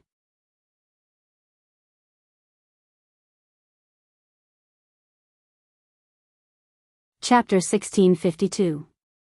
Bang! Amidst the loud explosion, the paper wrapped around Noah's body and the electric current on Noah's body exploded, creating a strong gust of wind that blew towards the surroundings. Dong! Ivan didn't even have time to react. His entire body was viciously slammed into by the sudden shockwave. With a heavy muffled thud, he flew backwards and slammed heavily into a wall. The double impact from the front and the back directly caused Ivan to spit out all the air in his chest. The vision in front of him was distorted, and he was extremely dizzy. Then, Ivan heard this sentence. What's wrong? Is this all you're left with after being defeated by your little tricks? Ivan raised his head with difficulty and looked ahead. There, Noah was pulling off a piece of paper in the shape of a human that was draped over his shoulder. He looked at Ivan with an extremely calm gaze. However, it was that incomparably calm gaze that caused Ivan's entire face to stiffen. It was only then that Ivan realized. On Noah's body, streaks of electric wiring were fading away bit by bit. Indeed, if you don't use magic directly against me, your little tricks can still be of some use against me. Noah patted the dust off his body and glanced at Ivan. But, at best, it can only be of some use. When will you be able to produce magic that can be of use against me? Ivan's expression changed drastically. At this moment, Ivan recalled a very important matter. That was, even if the power of magic immunity was excluded, the man in front of him was still one of the top magic shooters in Fairy Tale, and even stood at the peak. According to the information that Ivan knew, the man in front of him had many achievements. He killed Joseph, who was once one of the top 10 Saint Magic shooters and was on the same level as Makarov.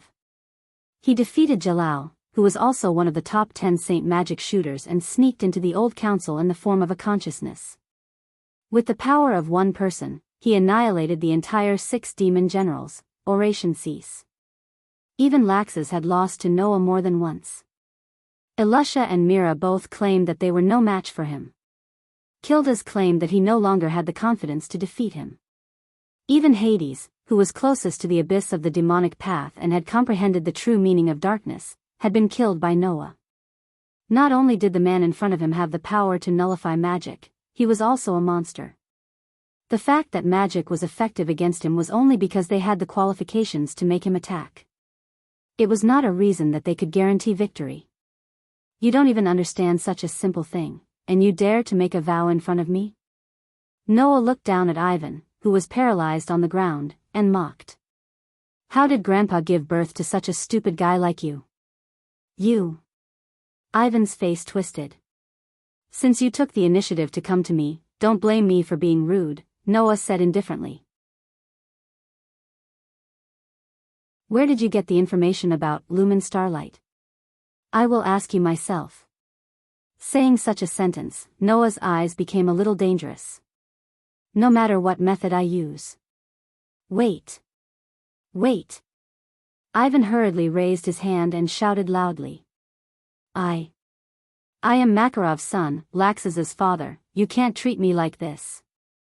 Is that so? Noah looked at Ivan with a somewhat pitiful gaze. If that's the case, let me tie you up in front of Grandpa and Laxus. Let's see how they will treat you after seeing your ugly appearance. Ivan's eyes widened. When he realized that Noah was not joking, he became furious. You want to tie me up in front of Makarov and Laxus? Don't even think about it. After saying this, Ivan raised 2 fingers, put them together and formed a hand seal. His whole body fluctuated with magical power. Bang! Almost at the same time, Noah abruptly stomped on the ground. With a heavy stomp, he dashed in front of Ivan. Wah! Ivan was shocked. But, at this time, it was too late to react. He saw that Noah suddenly turned around and kicked Ivan's chest heavily. Bang! Accompanied by a muffled sound, Ivan was violently kicked out. Friction with the air, he flew directly out of the alley and onto the street. He forcefully smashed into a stall, smashing it into pieces. On the busy street, the crowd of pedestrians was shocked. What? What happened? Fight? Is someone fighting? Don't tell me it's those Magic Guide Guild. Where's the law enforcement team? Hurry up and call the law enforcement team. The pedestrians on the street were in a mess, and they all moved away from the broken stalls by a certain distance, leaving an empty space and entering the spectator mode. Then, Noah slowly walked out of the alley and entered everyone's sight. Suddenly, the crowd started to discuss. Which guild sorcerer is that? Look, he has a guild's coat of arms. Which guild's coat of arms is that? Seems like I've seen it somewhere. Seems like a small guild that's not very famous. Ignoring the noise around him, Noah directly went in front of the smashed stall. He reached out and dragged Ivan, who was buried in it. At this time, the commotion around them intensified. A team of soldiers wearing standard armor and holding weapons neatly separated the crowd and barged in.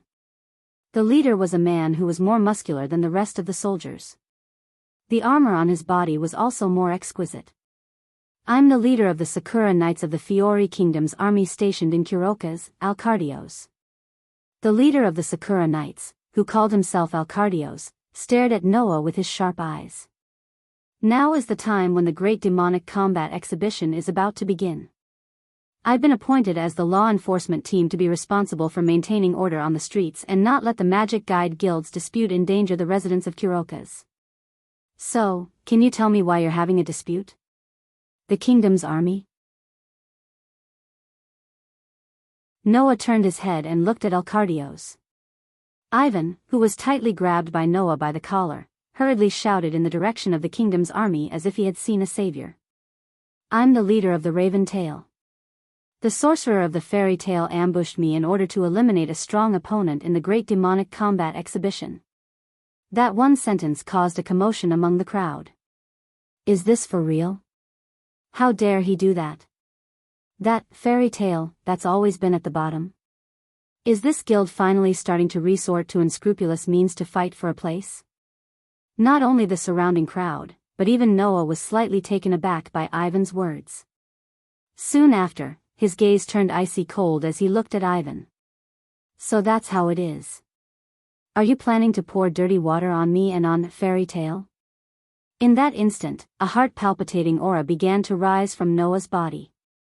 Feeling that heart-palpitating aura, Ivan was scared out of his wits. That was because that heart-palpitating aura was mixed with some murderous intent. In other words, Noah wanted to kill Ivan. Save. Save me. Ivan struggled as he shouted in the direction of the kingdom's army. He wants to kill me. He wants to kill me. Instantly, the kingdom's army raised the weapons in their hands and pointed them in the direction of Noah. Let go of the person in your hands. Alcardios took a step forward and spoke loudly to Noah. If you don't accept the warning, I will arrest you for obstructing public order. Arrest me?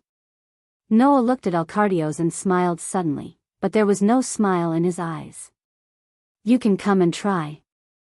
As soon as he finished speaking. A surge of magic rose from Noah's body without any warning, turning into a hurricane and blowing in all directions.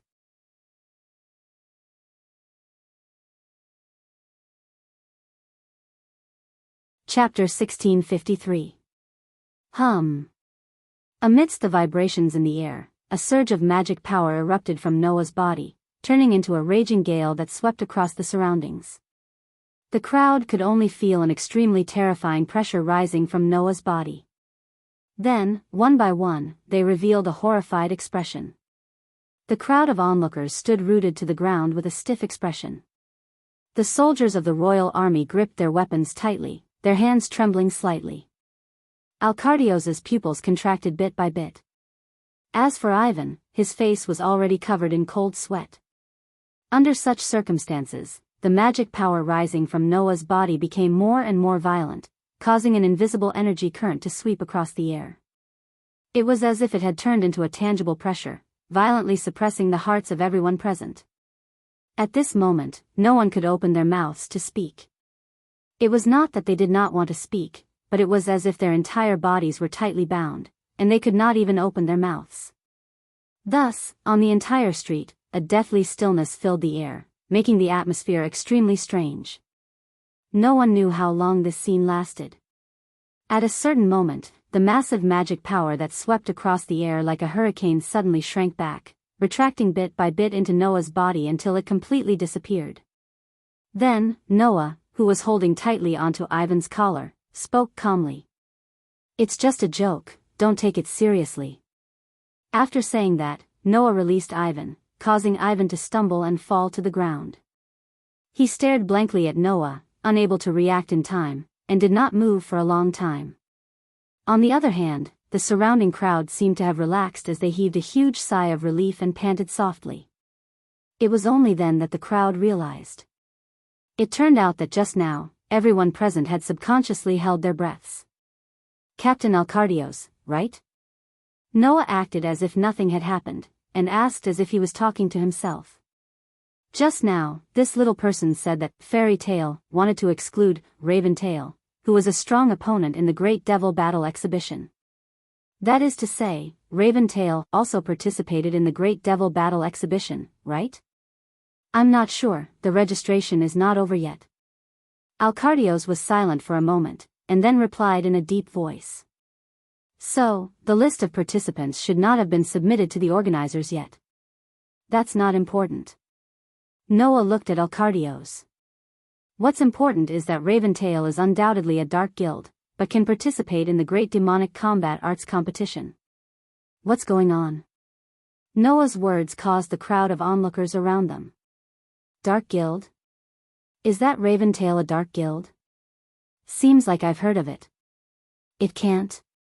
Dark guilds can participate in the Great Demonic Combat Arts competition? Under the discussion of the crowd, Alcardios coughed and replied. Indeed, Raventail used to be a dark guild, but recently it was recognized by the council and became a regular guild. Therefore, there is no problem for them to participate in the Great Demonic Combat Arts competition. The crowd of onlookers suddenly understood. However, Noah sneered. But when Raventail was still a dark guild, they once caused damage to Fairy Tale. Don't we have the right to take it back from this dark guild? Hearing that, the crowd of onlookers was even more relieved. So it's like that. In other words, Fairy Tale is only fighting against a dark guild that has a grudge with them? That's to be expected, right? But hasn't Raventail already become a regular guild? We don't know about this kind of thing, and Fairy Tale also doesn't know about it. So, even if they take action, it wouldn't be strange, right? The crowd's discussion started to go in a direction that was beneficial to Fairy Tale. That was natural. After all, even if Fairy Tale was at the bottom of the list, it was still a proper guild. Even if it had many problems, it had never done anything that would harm the public. On the other hand, even though Raventail kept a low profile, it was still a dark guild. Therefore, it was already clear which side the crowd would stand on. Undoubtedly, it was a matter of no avail. Ivan cursed in his heart, and then shouted at the people around him. "Oh no! Everyone! Everyone, don't listen to this guy. We have never done anything to Fairy Tale." "Is that so?" Noah glanced at Ivan. "Those in the know that you, Ivan Doria, were once a member of Fairy Tale, but because you did something that harmed our guild, you were expelled from the guild by our guild leader. Do you want to deny this matter?" Ivan was speechless. Seeing Ivan like this, the surrounding crowd started to discuss in low voices. "Seems like it's true. In the end, he is still a member of a dark guild. Sure enough, his actions are not clean." All of a sudden, Ivan became the target of public criticism. He was being pointed at by the surrounding residents of Crocus, and his expression was as ugly as it could get. "Guild leader Alcardios, I don't think I need to explain the reason why we had a conflict, right?" Noah shrugged. "What Fairy Tale wants to eliminate a strong opponent in the Great Demon Combat Arts Exhibition competition? It's just this villain who is spreading rumors and causing trouble." You are lying." Ivan's face turned red. "Everyone, don't be fooled by him. I am the victim. He really wanted to kill me just now." "You are right, I really want to kill you." Noah's mouth slowly curved into a cold arc. "I have no mercy for you who has designs on our guild. If there is a chance, I will definitely kill you." The resolute words made Ivan's body tremble, and finally, he shrank back. At this moment, there was only one emotion in Ivan's heart. And that was regret. He regretted that when he knew that Noah was the next guild leader of Fairy Tale, he couldn't help but immediately find trouble with him. However, how could this be blamed on Ivan? The allure of lumen, starlight, was simply too great for the average person. Possessing the lumen starlight was equivalent to possessing everything. Using magic that would never be exhausted, whether it was providing magic as a source of energy, selling it, creating great wealth, or developing magic weapons that required a large amount of magic, invading and occupying the continent's territory, and creating great power, it was all within reach. Ivan was not a saint, but a guy whose desire was higher than ordinary people. Knowing that there was such a thing in Fairy Tale, how could he not have designs on it? It could only be said that greed clouded Ivan's mind, so Ivan didn't notice how difficult it was to deal with Noah.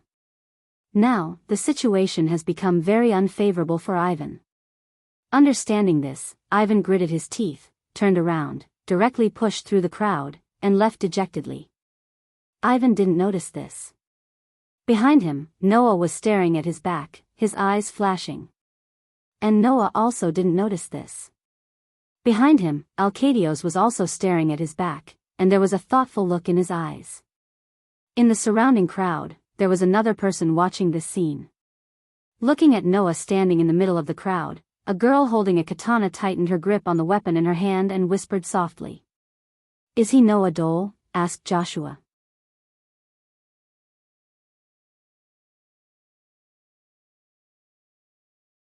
Chapter 1654. What? In the designated hotel of Fairy Tale B, Makarov stood up from his seat and roared in anger. Ivan, that guy, actually did such a thing?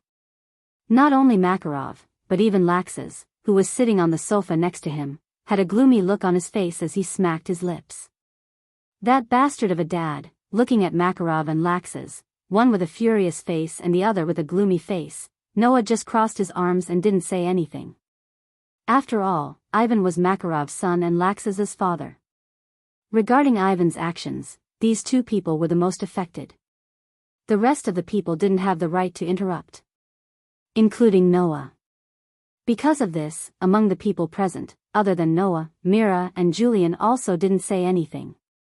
Only Gadula didn't know how to read the atmosphere at all and directly asked Noah. "But why would the guild leader of Raven Tail look for trouble with you? Don't tell me it's just to find fault with Fairy Tale?" Hearing this, everyone present cast their eyes on Noah. It was no wonder that everyone had this question. After returning to the hotel, although Noah told them that Ivan was looking for trouble with him, he didn't tell them the reason why Ivan was looking for trouble with him. Because it already involved the matter of lumen starlight, so it couldn't be said casually. Therefore, Noah just looked at Makarov and sighed. Ivan is because of the thing in the basement. With one sentence, Makarov's face completely changed. The thing in the basement? The rest of the people were confused and could only look at each other. That guy. Makarov's face was uncertain. How did he know about the existence of that thing? I don't know. Noah shook his head. I can only think of one possibility, that is, someone else told him. That can't be. Makarov subconsciously wanted to refute, but then he thought of something. His face sank and he clenched his fist. Precto. Noah nodded and let Makarov close his eyes. That's right. How did Ivan know about the existence of lumen starlight? It could only be Precto, that is, Hades, told him. The only people who knew about the existence of lumen starlight were Noah, Mavis, Hades, and Makarov. Since that was the case, among the four people, who was the most likely to reveal information about lumen starlight, there was no need to guess. No matter what, Hades had already fallen into darkness, and was the same as Ivan, the leader of a dark guild. Therefore, it was not impossible for Ivan to obtain information about lumen starlight from Hades. Also, according to what I know, Ivan's Raven Tail has already become a formal guild and is also participating in the Great Demon Battle exhibition this year. Noah said to Makarov. If he really has designs on that thing, then I feel that we need to be on guard against what Raven Tail will do during the Great Demon Battle exhibition. I understand. Makarov took a deep breath and nodded solemnly. I will warn Alusha's side and tell them to be careful not to fall into Raventail's trap. Then, how should we deal with Ivan? Noah went straight to the point. Since he knows about the existence of that thing, if we don't think of a way to deal with him, I think he will definitely continue to pester us. It doesn't matter if he pesters us. Makarov lowered his voice was filled with anger. But, if he plans to pester our family, then I definitely can't sit back and do nothing. Noah naturally agreed. If Ivan only looked for trouble with Noah, then Noah could easily get rid of him.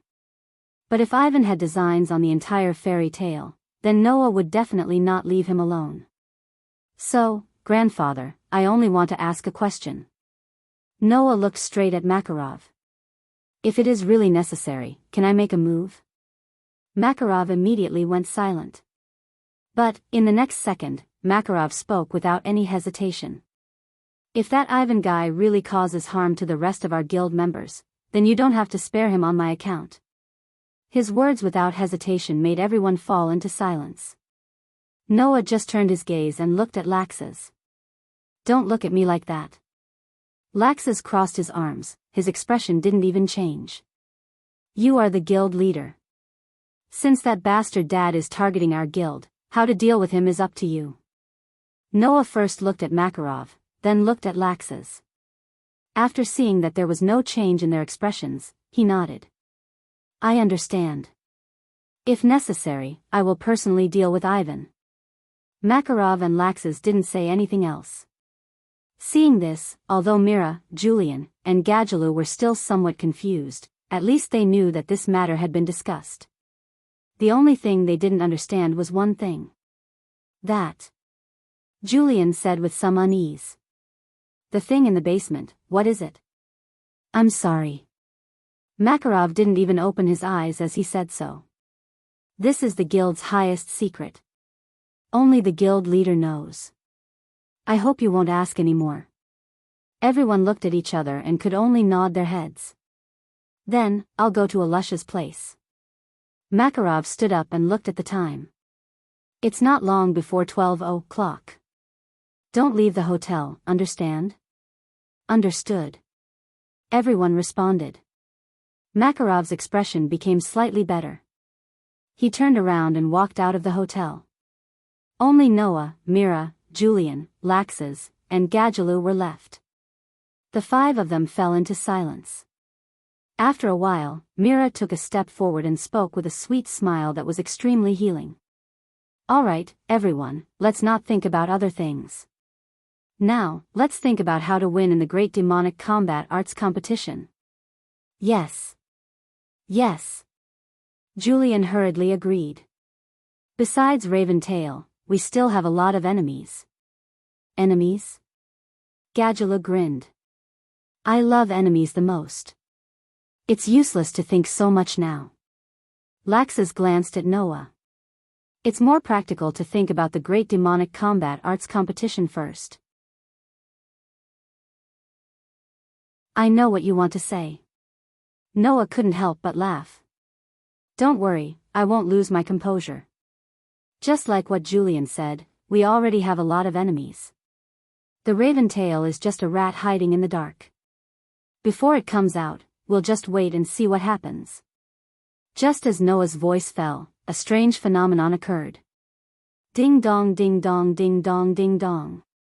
A bell-like sound suddenly reverberated in the entire space, turning into an echo that resounded through the entire sky of Crocus. What's wrong? Mira asked in surprise. What's going on? Everyone, look. Julian pointed at the clock in the room.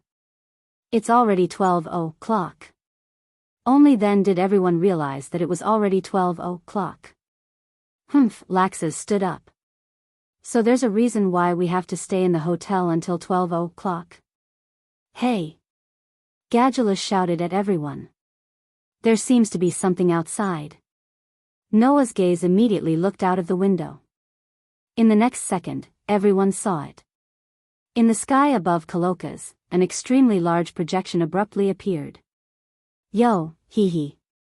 Greetings, sorcerers from all over the Fiori Kingdom. Before they could see the full appearance of the huge projection, a humorous voice sounded in the entire space. Now, let the preliminaries of the Great Demonic Combat Arts Competition begin.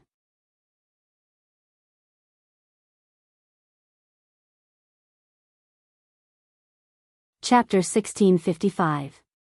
Qualifiers.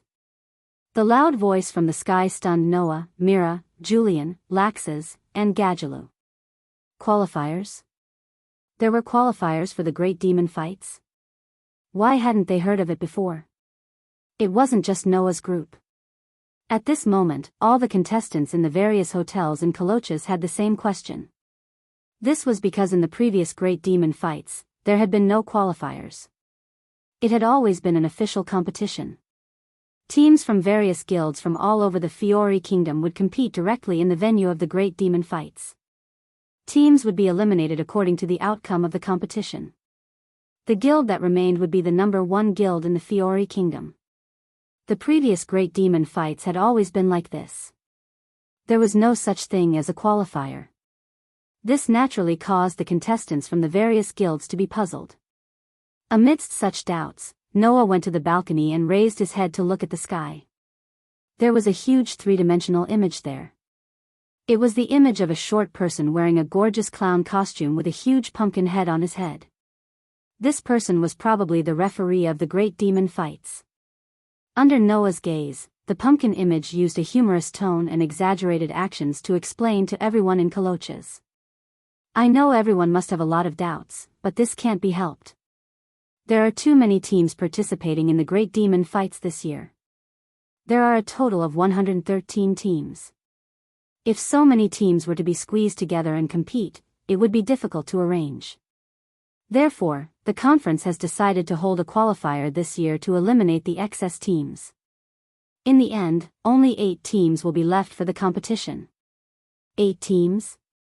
Laxus's lips curled up slightly. In other words, teams that can't even pass the qualifiers can't even participate in the official competition, let alone obtain a ranking. It seems like it will be very intense, Julian said uneasily. I really hope we won't have to face so many guilds at once in the qualifiers. Hee hee. Gadula raised his fingers and a terrifying smile appeared on his face. Isn't it quite interesting? But wouldn't 113 teams be too many? Mira tilted her head and asked doubtfully. Are there so many guilds in the Fiori Kingdom? Probably because many guilds are like us and have noticed that the rules don't prohibit multiple teams from participating. Noah narrowed his eyes.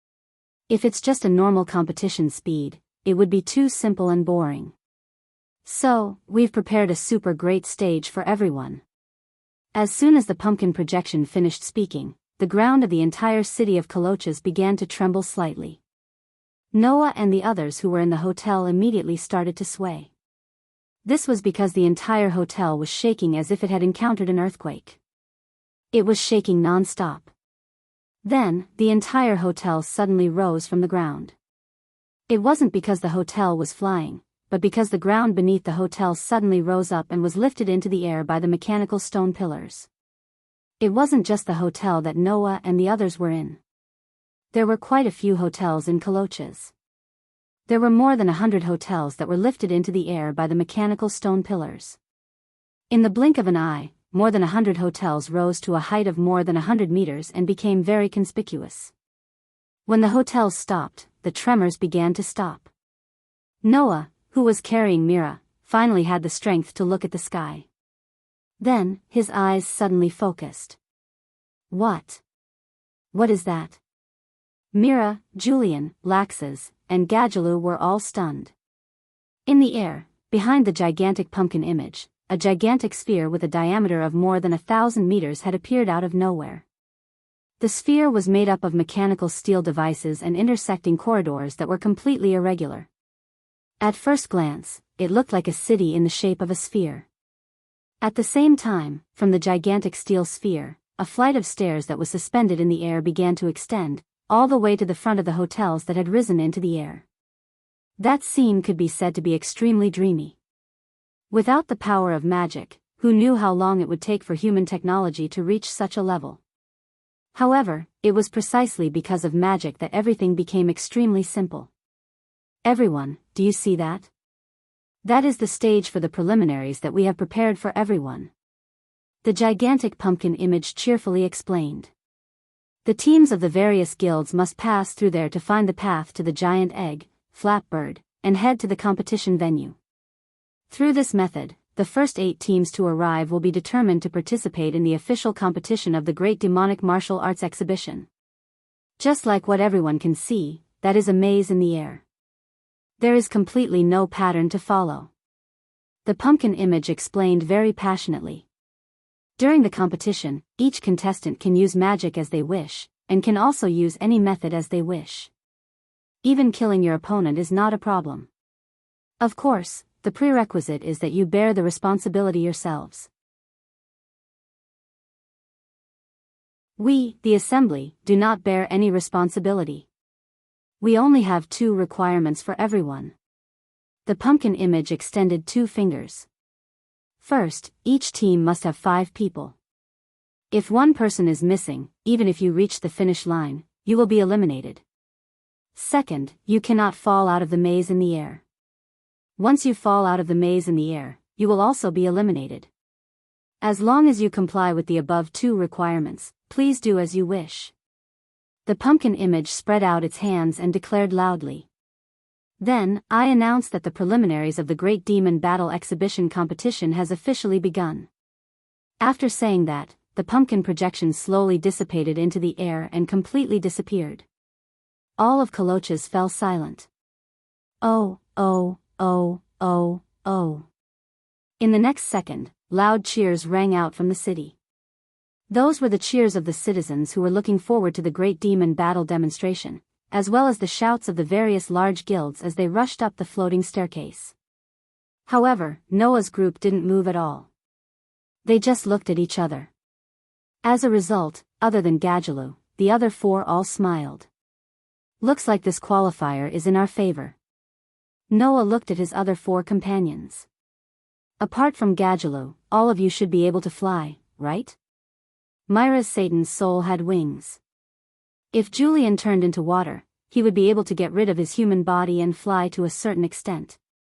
Rax's was even able to transform into lightning and fly at lightning-like speeds. Only Gadgelu couldn't fly at all. Gadgelu. Noah took off the wing-shaped necklace around his neck and tossed it to Gadgelu. This is for you. What about you? Gadgelu took the necklace and looked at Noah. Can you fly by yourself?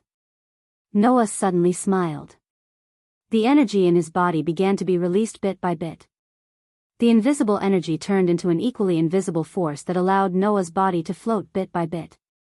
This was a technique that Noah had unintentionally learned in the past 2 months of cultivation. By constantly releasing energy to counteract gravity and pressure, and then turning the energy into thrust, Noah could achieve autonomous flight. All right. Noah looked at the maze in the air. Let's go. Everyone nodded without any objections.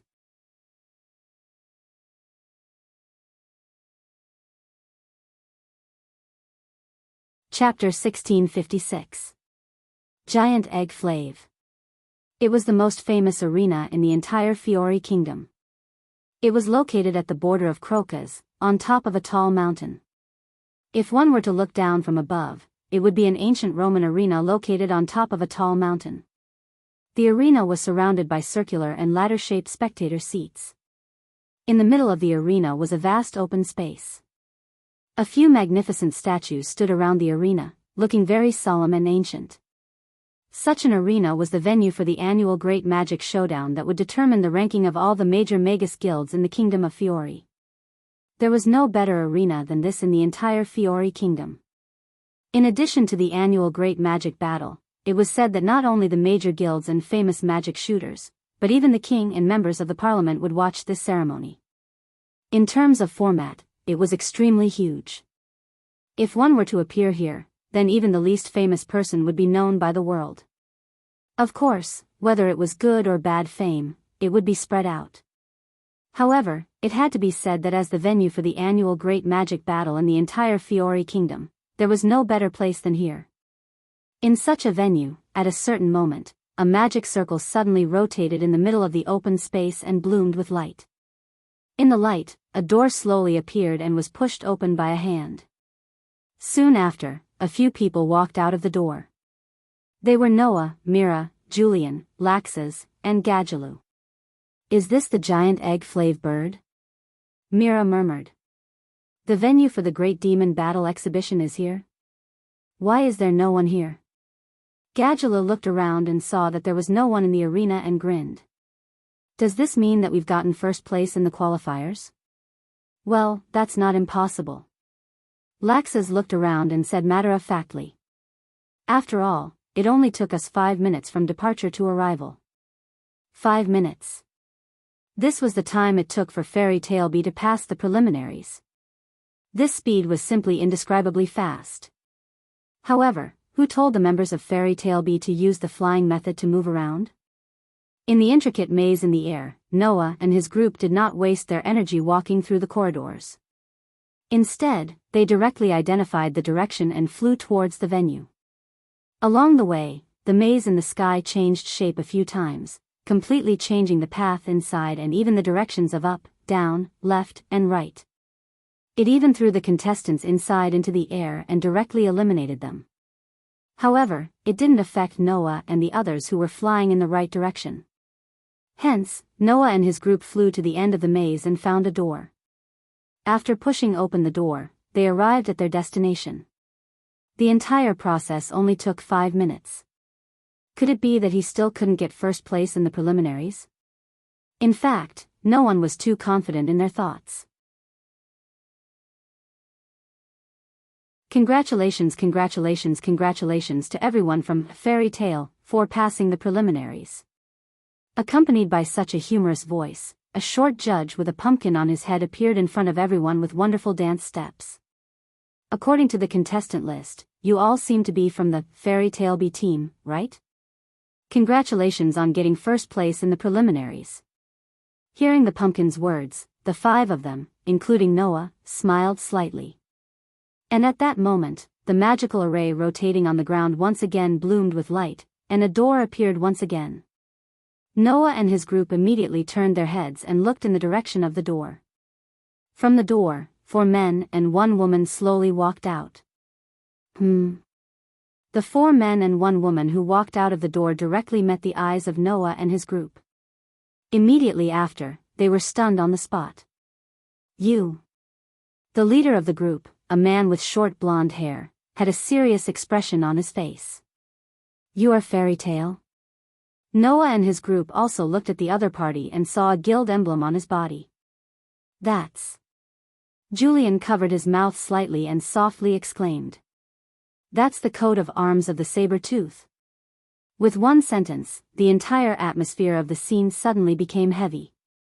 "Hey, hey, hey," Audiobook said with an extremely unfriendly expression. "Why would a trashy guild at the bottom appear in a place like this?" "Because they passed the preliminaries, everyone." Pumpkin didn't seem to notice the heavy atmosphere of the scene and giggled. "Also, congratulations to the members of Saber-Tooth for passing the preliminaries.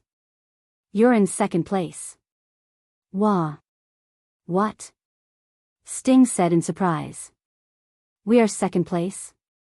"2nd place?" Roger couldn't help but frown.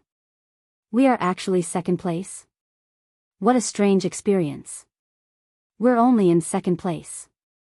Lucius pressed down on the hat on his head. "At least, in my memory, such a thing has never happened before." Tisk. Audiobook's expression became a little ugly. "In other words, we lost to a trashy guild that has been at the bottom for thousands of years?" Suddenly, the atmosphere in the air became dangerous. In an instant, the 4 magic shooters from Saber-Tooth all released extremely obvious hostility towards Noah and his group. Facing this hostility, not to mention Noah, Mira, and Julian, Laxus's eyes became fierce. Gadjaloo took a step forward with a vicious look on his face. "What? Do you want to fight?" Looking at Gadjaloo who came forward, Roger's eyes were cold. Gadjaloo immediately met Roger's gaze and the corners of his mouth lifted slightly. "Looks like you want to fight." Roger clenched his fists slightly and was about to step forward, but he was stopped by Sting. "Roger, I know you want to fight with Gadjaloo, just like I want to fight with Nazgul." Sting placed his hand on Logue's shoulder as he stared at Noah and the others. Suddenly, he smiled. "So, I won't allow this kind of thing to happen before me." Roger glanced at Sting, then looked deeply at Gadjaloo, and then silently retreated. "Hey." Gadjaloo seemed to want to say something, but he was stopped by Noah. "Okay, Gadjaloo," Noah said directly. "If you want to fight, wait until the official competition starts. There will be plenty of opportunities. Don't worry about this."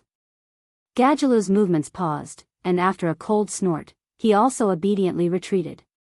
Suddenly, Sting and his group immediately understood. Among the 5 people in front of them, it was obvious that Noah was the one in charge. "You are that Noah Doria, right?" Sting first sized up Noah, then looked at Lucius. "Yes, he seems to have killed a Saint Great Magus 7 years ago." "That's right, and he's also recognized by Makarov as the next leader of Fairy Tale. He seems to have a deeper reputation than Kilda's, who is known as the strongest magic shooter in the guild." Lucius smiled slightly. "In terms of strength, he is probably not weaker than Kilda's. That's what my memory tells me." "Is that so?" Sting looked at Noah with an insufferably arrogant smile on his face. "Very good. If not, it would be boring to snatch our first place. I'm looking forward to you a little. Don't let me be too bored, the next president of the Fallen Guild." Hearing this, Noah raised his eyes, met the gazes of Sting and his group, and spoke very calmly. "I hope so." The lukewarm words made Sting ask for a snub. He curled his lips and stopped talking. At this moment, Noah suddenly felt an extremely intense gaze on him. At that moment, Noah turned his head and looked over, taking in the sight of a young girl.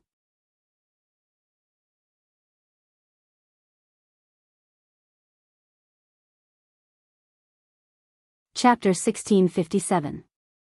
When Noah's eyes met with the owner of the intense gaze that was directed at him, the image of a delicate and beautiful young lady that entered his eyes involuntarily caused Noah to be slightly startled. That was because the extremely delicate and beautiful girl's eyes were full of all kinds of complicated emotions. Noah's words could clearly distinguish the main body of those emotions. Among them, there was nostalgia, excitement, resentment, touching, and everything else. It was complicated to the extreme. Noah's eyebrows furrowed slightly when he sensed the extremely complicated gaze. Why is she looking at me like that? Just as Noah was puzzled, the members of Saber-Tooth seemed to have noticed the girl's abnormality. You know? Sting asked in confusion. What's wrong? Rog, Lucius, Alyaga, and the others immediately gathered their gazes on the girl named Yuno, causing her to close her eyes. Her delicate and beautiful face became tense without any expression. No, it's nothing. Although Sting, Rog, Lucius, Alyaga, and the others were still somewhat puzzled, they did not pay attention to Yuno anymore. Noah, on the other hand, was stunned once again and fell into deep thought. Yuno? He seemed to have heard this name somewhere before. Could it be that the girl named Yuno is someone I know? With that in mind, Noah began to search his memories. Unfortunately, before Noah could find anything from his memories, the magic formation in the center of the open space suddenly lit up again, and another door appeared, attracting everyone's attention. The next moment, the door opened, and a team walked out. Looking at that team, Noah could no longer search his memories, and a cold light appeared in his eyes. Not only Noah, but Mira, Jubian, and Gadjalu's expressions also became somewhat cold. Laxa's eyes became sharp, and he spoke in a low voice. Bastard Dad, did you really do it? Yo-ho-ho, another team has passed the preliminaries. Pumpkin began his introduction with a chuckle. Third place in the preliminaries, Raven Tail. The group of people who appeared from the door were the magic shooters from the Raven Tail. The leader of the group was a man with a tall stature. He wore an eye-catching golden armor with a pitch-black cloak on his back and a thick golden mask on his face. The armored man turned his head and looked in the direction of Noah's group. Under the mask, a creepy whisper sounded. Fairy Tale. As soon as they entered the arena, the Archmage from Raven Tail stared at Noah's group. However, these people did not do anything, nor did they say anything. They all moved to a corner and stayed there, collectively falling into silence.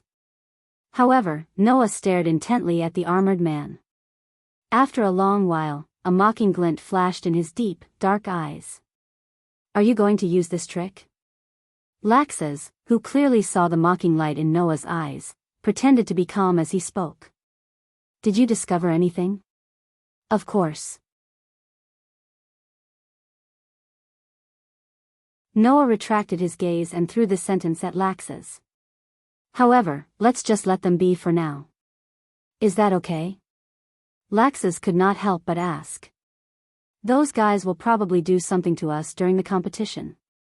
The more they do, the more embarrassing it will be when they are exposed, Noah said calmly. Let's see what kind of performance that group of clowns is going to give. Laxas nodded and did not say anything else. Time passed under these circumstances. About 10 minutes later, the magic array lit up again. This time, the people who came out of the door were the first guild members who did not have any malicious intent towards Fairy Tale. The fourth place in the preliminaries is here. Pumpkin said. Fourth place, Lamia Scale. Hearing this guild name, Noah immediately raised his eyebrows and shifted his gaze. Long time no see, Sir Noah. The first person to greet Noah was none other than Jura. Ever since the 6 demon generals, Oration Cease, mission, we haven't seen each other for 7 years. Tura came in front of Noah with a happy expression. It's great that you were able to return safely from Sky Wolf Island. Thank you for your trouble, Mr. Tura. Noah looked at Tura and sighed. You've changed a lot too. After 7 years, Tura's image had indeed changed a lot. Now, not only did Tura dress like a monk, but he also grew a long beard. Compared to 7 years ago, he was more reserved and less aggressive. However, this did not mean that Tura had become weak. On the contrary, this sorcerer who was only at the bottom of the 10 great sorcerers 7 years ago had now risen to the 5th place. Noah could clearly feel that there was a surging amount of magic power hidden within Jura's body. His demonic power was on par with Kilda's. At this time, another person walked out from Tura's side. "Oh, do you still remember me?" "You are." Noah looked over and immediately recognized the other person. "You are Leo?" "Correct." Leo suddenly smiled. "Where's Gray? Is he not going to participate?" "Gray is in another team." Noah responded with a smile. "Don't worry, he will be here soon." "You're really confident." Leo spread out his hands. "Well, I'll be looking forward to it." During the conversation, another team came out of the magic array. 5th place in the preliminaries, Blue Pegasus. Along with Pumpkin's voice, a group of people that Noah was familiar with appeared from the magic array. Sniff, sniff, sniff, sniff, sniff. A short, fat man with a strange appearance wearing a white suit moved his big nose as if he had discovered something. He suddenly raised his finger and pointed in Noah's direction as if he was posing for a post. "There's a familiar smell." "Oh." Echo looked in the direction that the former was pointing. "Isn't that Fairy Tale's team?" "Sure enough, Fairy Tale is here as well." Ivan flicked his bangs. "I wonder how those beautiful ladies are doing now." "Humph." Lotus turned her head away with a cold expression. "I'm not thinking about them. I just feel a little lonely if they don't come." Noah and the others were speechless. Just then, Es suddenly widened his eyes and pointed in Myra's direction. "Look carefully, although Miss Alusha isn't here, Miss Mira is." As soon as Ye's voice fell, Xiang, Lian, and Fan suddenly disappeared.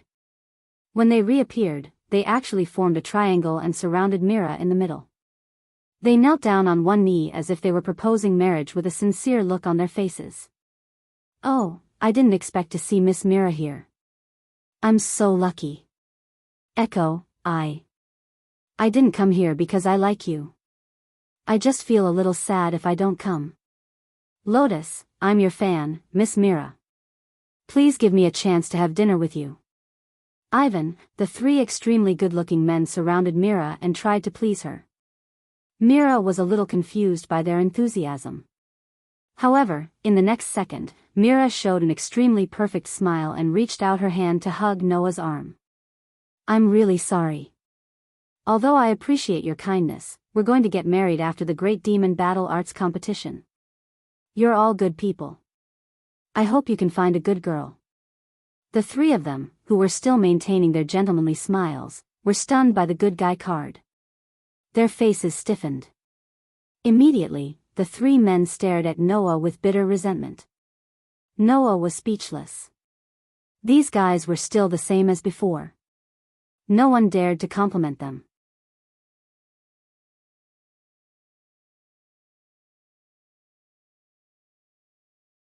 Chapter 1658. Just like that, time gradually passed as he continued to wait. After that, the 6th place also appeared. It was a guild called Mermaid Heel. It was said that there were only female members and it was called the Dancers of the Sea. Of course, the members who represented the guild in the Great Demon Combat Arts exhibition were all female. And the person who led these members was a girl with long, straight, purplish-black hair with a white ribbon tied around her head. She looked cold and elegant, and she held a katana in her hand. When this girl appeared, she cast an extremely intense gaze at Noah, just like Yuno before. However, the other party's gaze was not like Yuno's, which contained all kinds of complicated emotions, but only an extremely pure examination. It was as if she knew Noah, making people feel that the other party had a certain degree of attachment to Noah. Not only that, among the members behind the girl, One of them was wearing a long robe that covered his face and also cast a gaze at Noah. Although that gaze was not very intense, it carried a trace of ridicule and ridicule. Noah was really confused. Why did he feel that the people who came here had an affair with him? Ah pooey, it was like they had a grudge against him. Moreover, they were all girls. What was going on? Mira tightly hugged Noah's arm. Her smile was extremely sweet and warm. Noah is really popular. Undoubtedly, when saying this sentence, whether it was her expression or her voice, Mira was very sweet, but Noah felt a trace of coldness from the bottom of his heart, which made his back start to feel cold. Needless to say, this was the rhythm of a vinegar jar that was about to overturn. Noah could only twitch his face, secretly muttering in his heart. If it was Xing Tianzi, Luo Hao, and Wendy, then forget it, but when did he provoke those girls? It seemed that after going back, it was necessary to investigate the origin of these people. After Noah made up his mind, the 7th place team appeared from the magic array. The team that appeared belonged to a guild called Cotter Cerberus. It was a guild that was quite famous even 7 years ago, and had many outstanding magic shooters. In this guild, it was said that not only were there extremely powerful magic shooters, but even the guild leader had a very good relationship with Makarov. And this guild was the exact opposite of Mermaid Heel. It was a group of hot-blooded men, and their emotions were very easily agitated. At the very least, after coming out of the magic circle, those guys gathered in a corner and shouted at the top of their lungs. They were so moved that they shed tears while shouting slogans. Just like Blue Pegasus, this guild was also incomparably strange. It was worth mentioning, the guild leader of Blue Pegasus had a very good relationship with Makarov. Noah really wanted to ask, "Grandpa, do you only make friends with strange personalities?"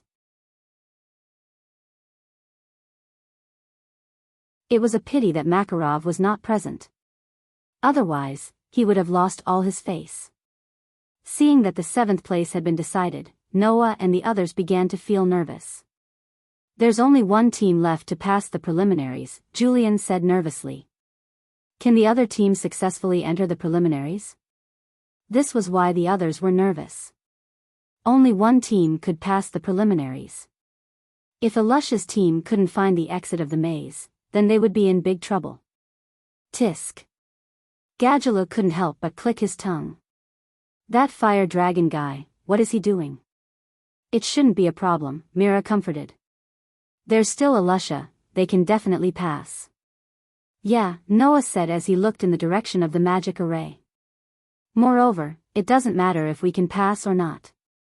At least our guild has been selected, and we can at least enter the top 8 this year. But are you satisfied with just being in the top 8? Laxus seemed to have seen through Noah's thoughts and smirked. After the Great Demon Battle exhibition, it will be time for you to inherit the position of guild leader. Will you let your guild stop at the top 8? Do I need to explain that?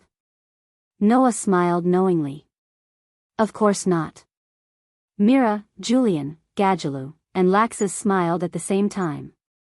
Clang dash. At this moment, the magic array finally lit up again. Everyone's gazes gathered on it. Bang dash. Accompanied by a loud noise, the door was violently pushed open.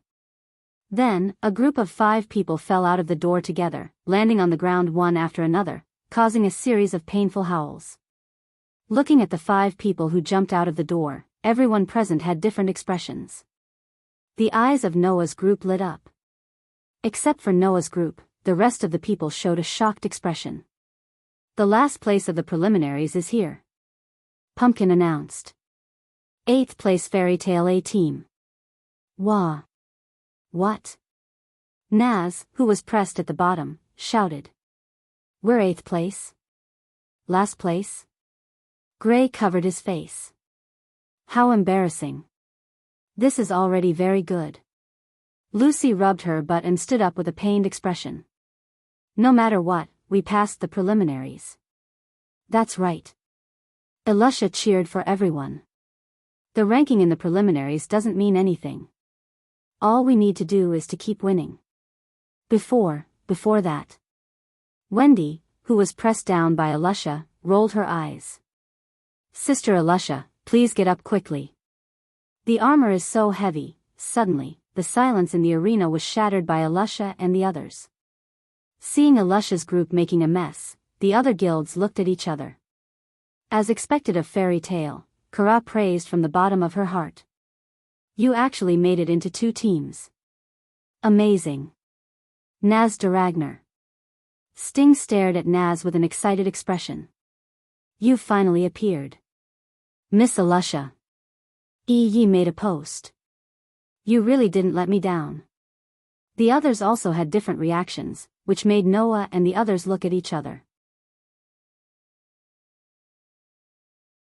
Seriously. Noah could only conclude with this sentence. The preliminaries are already so noisy. What are we going to do later? On the other side, Pumpkin coughed and attracted everyone's attention. The top 8 teams have been decided. The preliminaries of the Great Demon Battle Exhibition have ended. The rankings of the guilds are as follows. First place, Fairy Tale B Team. Second place, Saber-Tooth. Third place, Raven Tail. Fourth place, Lamia Scale. Fifth place, Blue Pegasus. Sixth place, Mermaid Heel. Seventh place, Cotter Cerberus. Eighth place, Fairy Tale A Team. The above 8 teams will participate in the official competition of the Great Demon Battle Exhibition. Pumpkin raised a finger. The official competition will be held tomorrow. The venue will be filled with spectators from all over the kingdom and even from other parts of the continent. The king and the council will also be paying attention to this competition. Please be prepared. Don't make a fool of yourself, Pumpkin. As soon as he finished speaking, the people of the 8 teams began to look at the people they cared about. Noah's gaze swept across the teams and people standing in the venue. His eyes flickered slightly. The Great Demon Battle Exhibition would begin tomorrow. When the time came, no one knew what would happen. However, no matter what happened, Noah only had one goal. The Fiori Kingdom. First place.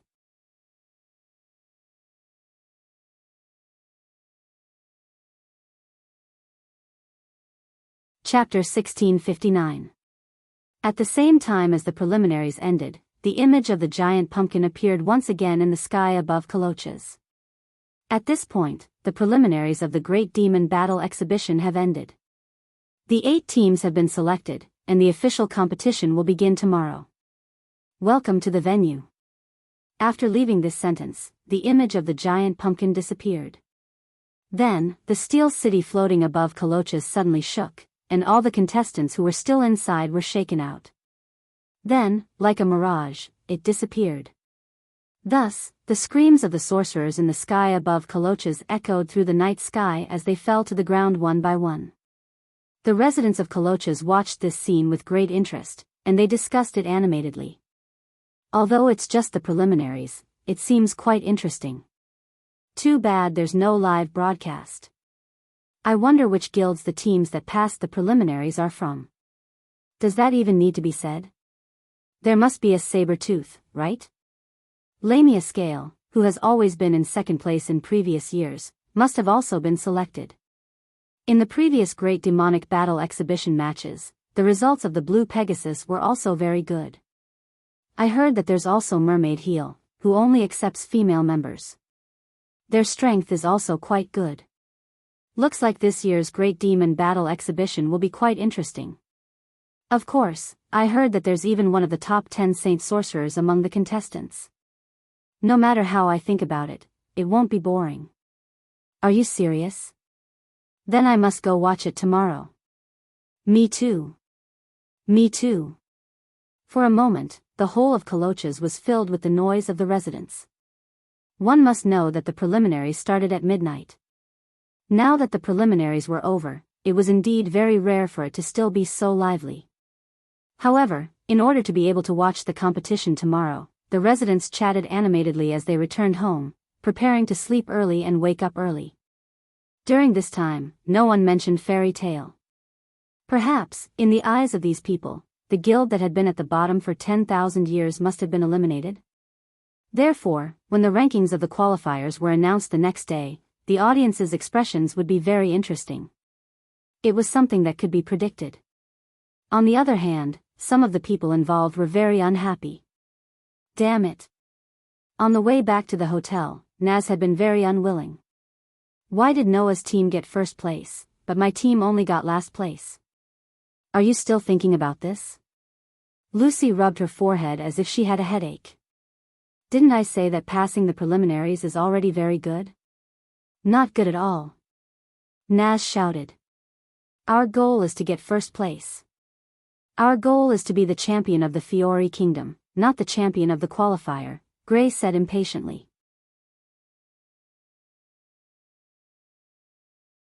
Of the 8 teams that have passed the preliminaries, our guild has occupied 2 of the slots. One of them has even won first place in the preliminaries. You should be satisfied, smelly flame. I still don't feel good. Nazi pointed at Lucy. So, Lucy, hurry up and let hubby eat you. Why do I have to be eaten if you're unhappy? Lucy couldn't help but complain. Also, of all the people who can eat, it has to be hubby? That's enough. Stop arguing. Ilusa was getting impatient. Tomorrow is the official competition. Save some energy for me and think about what to do tomorrow. But, if it's a competition, what exactly will it be? Wendy tilted her head and looked a little uneasy. I feel a little nervous. Well, it's best to have a direct confrontation. Gray pulled his collar. If that's the case, we have no possibility of losing. Ahaha. Lucy laughed dryly. I hope that everything is not solved with violence. In the end, Elusha, Nazi, Gray, Lucy, and Wendy were chatting happily about the Great Demon Battle exhibition. They were no different from the residents of Klokaska. On the other hand, Noah, Mira, Julian, Gadjalu, and Laxus didn't say much. They quietly walked behind Elusha and the others with a helpless expression. It's always so noisy no matter what. Gadjalu curled his lips. When will it be quieter? Isn't it good? Zhu Bian smiled. After all, it's a ceremony. A ceremony should be lively. Mira held Noah's arm and walked with Noah while smiling. Why don't our guild hold a ceremony too? I'm not against it. Laxus closed his eyes and crossed his arms as he slowly opened his mouth. As long as that old man's wallet is enough. In other words, these people were also enjoying it. Noah could only look at his companions in amusement, but his heart was unbelievably calm. At this moment, a voice sounded in Noah's heart. Seeing how noisy these people are, I also feel a sense of tranquility. What an incredible group of people. Hearing this voice, Noah was startled at first, then he smiled silently in his heart. But, this is the fairy tale. Is that so? Athena was a little skeptical, but at the same time, she seemed to agree with him. I more or less understand why you're so obsessed with this so-called guild. As soon as Athena's words fell, another voice sounded in Noah's heart. It's indeed incredible. Aster rarely said such rational and emotional words. In the past, I've never seen a human who can easily affect the mood of an elf. After all, the relationship between humans and elves was specious. At least, in the world of the sword dance of the elves, if a human wanted to affect the mood of an elf, unless they did something extremely bad and made the elves furious. If they wanted to make the elves feel better and closer to humans, they would have to offer a sword dance and divine music ceremony. However, the group of people in the fairy tale relied on their own actions to naturally affect the mood of the elves. No wonder Aster gave them such an incredible evaluation. In this regard, Noah just smiled. But, this is the fairy tale. The same sentence, but it was approved by both Aster and Athena, and they fell into silence. At this moment, Mira, who was holding Noah's hand, suddenly spoke. Noah, in front. Hearing this, Noah subconsciously looked to the front and stopped in his tracks. His companions also followed Noah and stopped. This was because, in the middle of the road, a person stood there, blocking everyone's path. Who? A gust of wind blew past, and the snow-white coat on the girl's body fluttered. The snow-white girl stood under the moonlight, and a pair of beautiful eyes stared at them. There were indescribable waves in her eyes. Looking at the delicate and beautiful girl under the moonlight, Alusha's expression froze. You're the archmage of the saber-tooth. The girl who blocked their path and suddenly appeared here was Suno of the saber-tooth.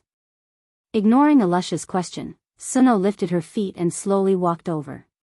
Naz and Gray almost reflexively clenched their fists and planned to go forward.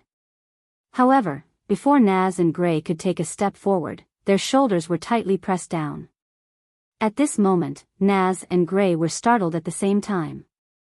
They turned their heads and looked behind them. The person who entered Naz and Gray's eyes was Noah. Noah? Naz and Gray were surprised. Noah shook his head, patted Naz and Gray's shoulders, and immediately walked past them. He went to the front of the group and met Suno's gaze. Noah understood. This young girl was definitely here for him.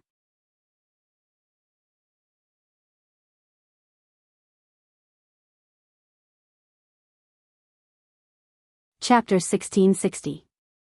An extremely silent and strange atmosphere pervaded the air. At this moment, there was only Noah's group on the huge street.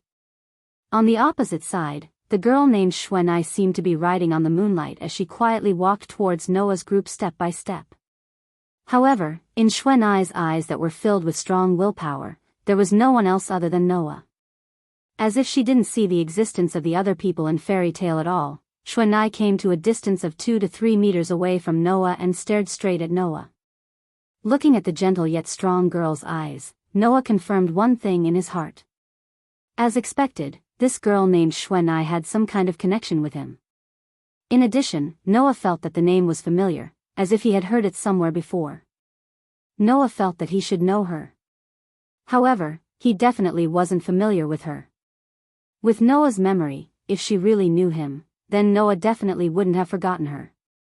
Therefore, she shouldn't be familiar with him. It was even possible that they had only met once, or even just met by chance. However, if that was the case, then there was a problem. The girl named Xuanai looked at Noah with eyes that clearly contained very complicated and strong feelings. In a situation where they had only met once, or even just met by chance, was it possible for a person to have such strong feelings for another person? Just as Noah was thinking about this question, the girl named Xuanai spoke. Moreover, the moment she spoke, everyone present stood up in shock. Please leave, Fairy Tale. An extremely sudden and shocking sentence came out of Xuanai's mouth just like that. WH. What? Everyone exclaimed in shock. Leave Fairy Tale? Noah couldn't help but be stunned on the spot. Noah had thought about why Xuanai came to find him. However, no matter how much he thought about it, Noah didn't expect that Xuanai would say such a sentence the moment she opened her mouth. Leave, Fairy Tale? This girl named Xuanai came in front of him just to make him leave Fairy Tale? Why? You bastard. Naz raised his fist and shouted without hesitation. It's impossible for Noah to leave Fairy Tale. Xuanai didn't care about Naz's shouts at all. She only stared at Noah, as if Noah was the only person left in the whole world.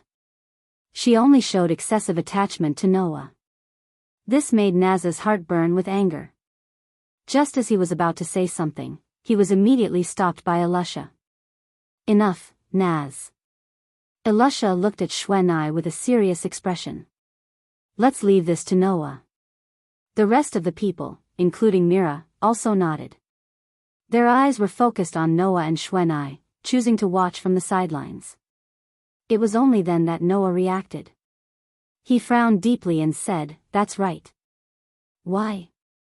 Hearing Noah's question, Xuanai said without hesitation. This guild doesn't deserve you.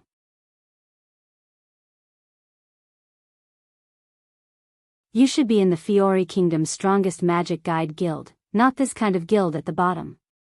This was another sentence that was out of everyone's expectations.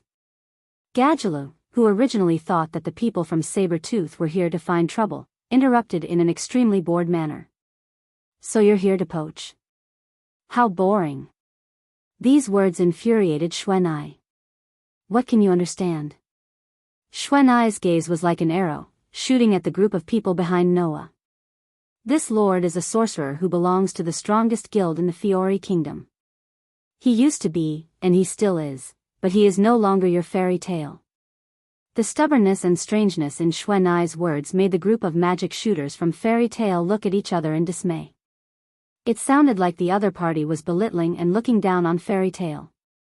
But everyone felt that compared to this, Xuanai seemed to care more about the title of the strongest guild in the Fiori kingdom. Indeed, currently, the strongest guild in the Fiori kingdom was Sabertooth. Could it be that this girl was here to show off? But what did that have to do with Noah? Everyone was puzzled. Not to mention the rest of the people, even Noah was a little confused. It was just that Noah at least understood Xuanai's meaning. In other words, Noah looked at Xuanai. Do you want me to join Sabertooth? Yes. Xuanai nodded heavily, her tone revealing a strong emotion that had never been seen before. You should be a sorcerer from the strongest guild in the kingdom of Fiori. You shouldn't stay in a guild that has always been at the bottom. Please leave Fairy Tale. Only Sabertooth is worthy of my lord. After saying this, Xuanai's gaze swept over the group of people behind Noah. You should be the ones who know Lord Noah's ability the best. Don't tell me that you think the current Fairy Tale is worthy of this lord. Xuanai's criticism, whether intentional or not, made everyone completely angry. You are called Xuanai, right? Elisha took a step forward and looked straight at Xuanai. Although I don't know why you are so obsessed with Noah, but I can tell you with certainty that Noah's place is Fairy Tale. This, no matter what, will not change. Exactly. Lucy could not help but speak up. Indeed. In the past, Fairy Tale was at the bottom of the kingdom of Fiori. But today, we've also passed the preliminaries and confirmed our position as one of the top 8 guilds. For the next year, we'll be at least one of the top 8 guilds. Moreover, we are not satisfied with just being in the top 8. Gray glanced at Xuanai. Maybe you are right, with Noah's ability, he should be in the strongest guild in the Fiori kingdom. That is why we are here. Wendy's heart seemed to be filled with unlimited courage, and for the first time, she spoke with a resolute and decisive tone.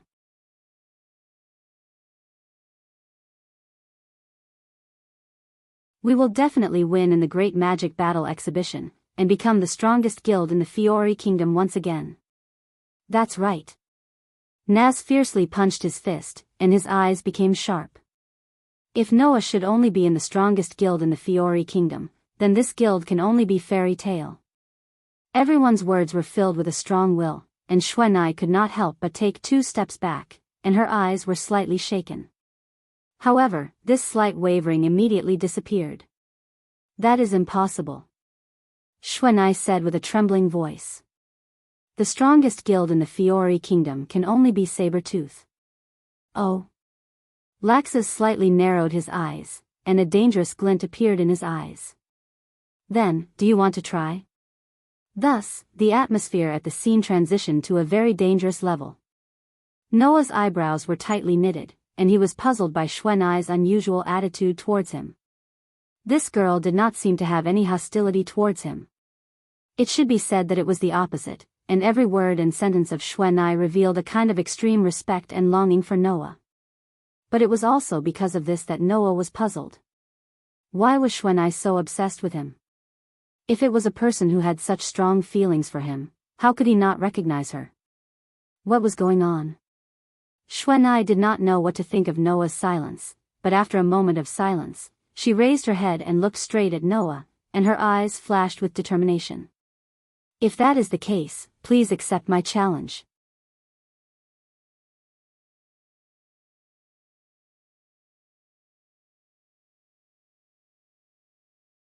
Chapter 1661.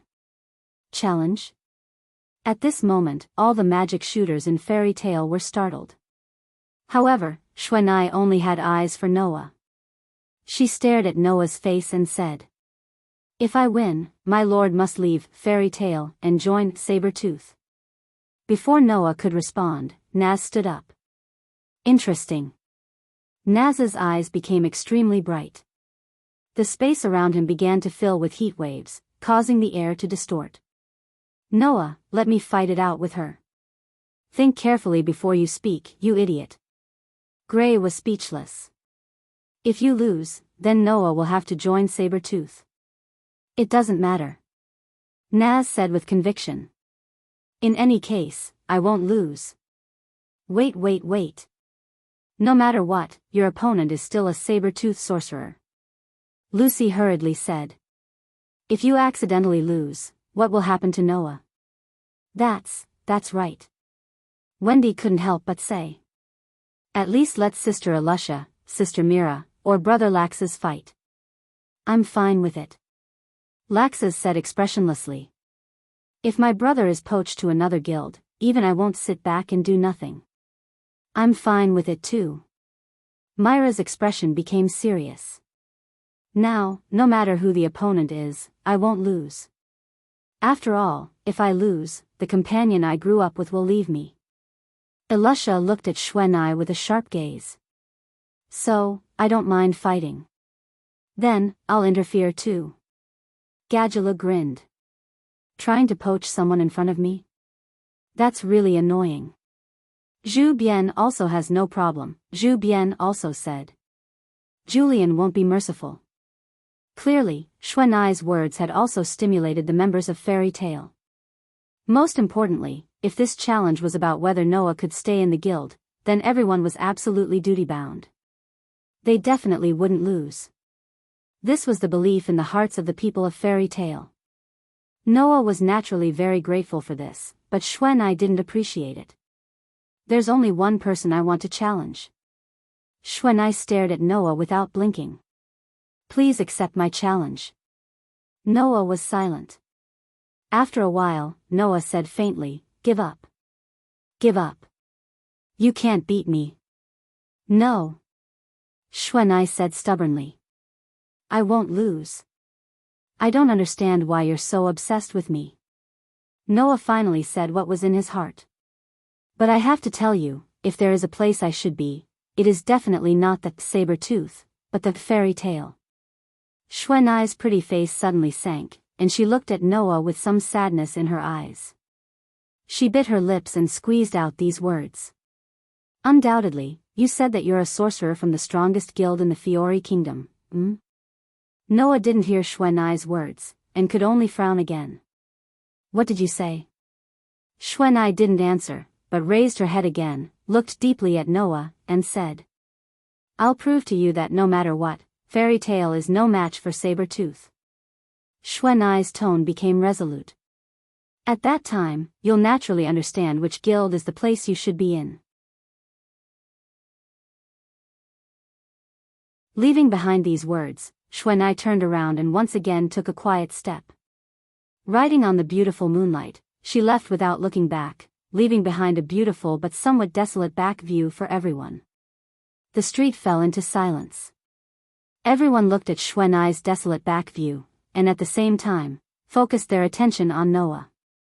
In the end, it was Mira who asked softly.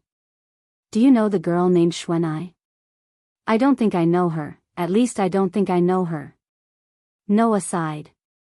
So, to be more precise, I should say I've seen her somewhere, or there's something I don't know, or even can't remember, right? Hearing this, everyone didn't say anything.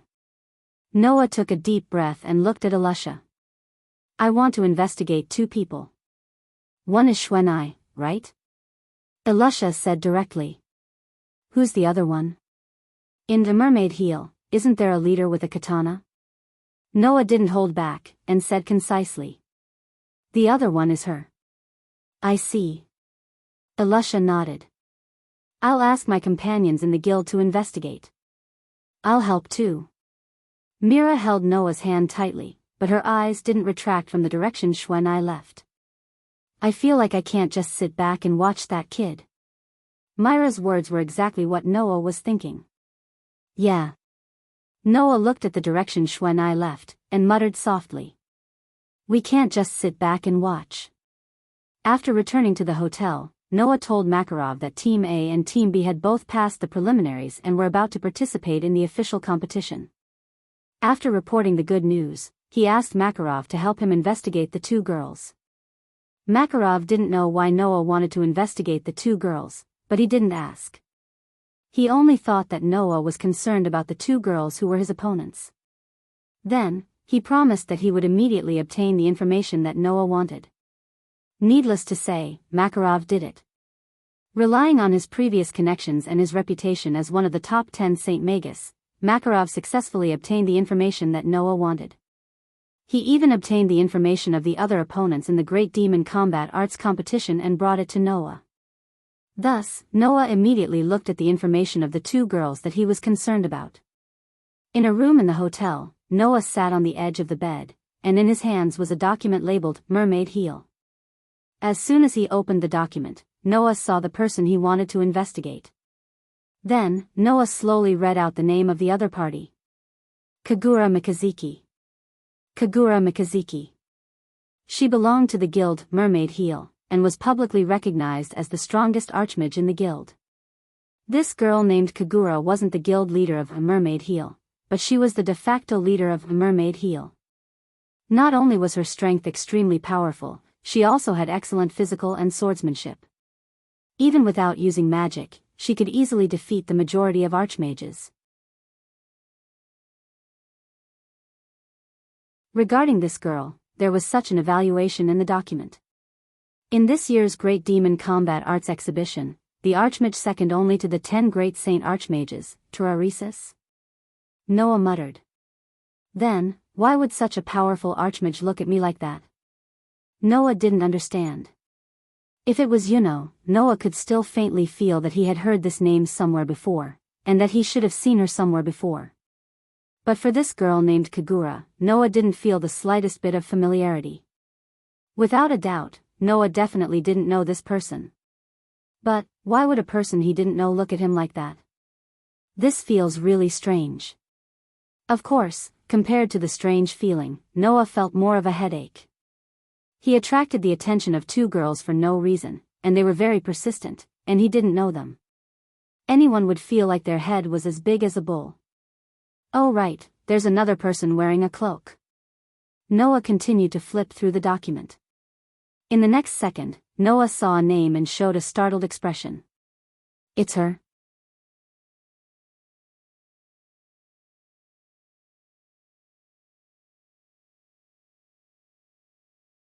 Chapter 1662. Noah didn't have any impression of Kagura from Mermaid Heel, so he was sure that he didn't know this girl.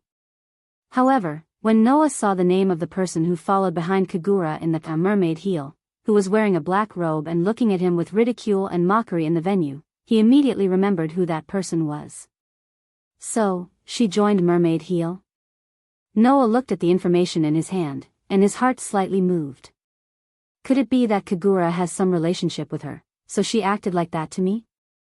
The more he thought about it, the more Noah felt that it was possible. Fortunately, it's not like I don't have any clues. This way, the investigation will be valuable. Of course, although Noah noticed Kagura's words, he didn't care that much. After all, when Kagura looked at Noah at the venue, rather than saying that she was persistent, it would be better to say that she was overly scrutinizing him. Compared to Kagura, Yukino's matter was more important. Thinking of this, Noah directly put down the information marked Mermaid Heel in his hand and pulled out the part marked Saber Tooth from the pile of information next to him. After flipping through the information of Saber Tooth, Noah directly found Yukino's information. Yukino Agulia. Yukino Agulia. He belonged to the Saber Tooth and was a rather famous sorcerer in the Saber Tooth. As everyone knew, the guild known as Saber Tooth was just a small guild 7 years ago. Later on, they replaced a guild leader and brought in 5 powerful sorcerers. From then on, they soared to the sky and became famous in the kingdom of Fiori. After 7 years, Saber Tooth was now the most famous guild in the kingdom. Even excluding the 5 powerful sorcerers who were introduced to the guild and changed the situation of the guild, there was no longer a lack of strong sorcerers in the guild. And Yukino was a famous sorcerer who could be ranked in the top 10 of Saber Tooth. According to the information, after the preliminaries of the Great Demon Martial Arts Exhibition, among the Saber-Tooth team that appeared at the venue, 4 of them were the Archmages who had changed the name of Saber-Tooth. Only Snow was an exception. In order to obtain the qualifications to appear together with Sting, Logue, Lucifer, and Alyaga, Snow defeated all the other members of the Saber-Tooth ranking competition, except for the 5 magic shooters who had changed their guild. She stood out from the crowd and came to this stage.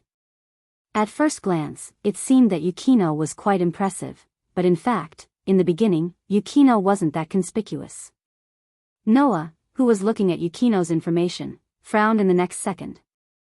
How many times have you applied to join Saber-Tooth only to be rejected?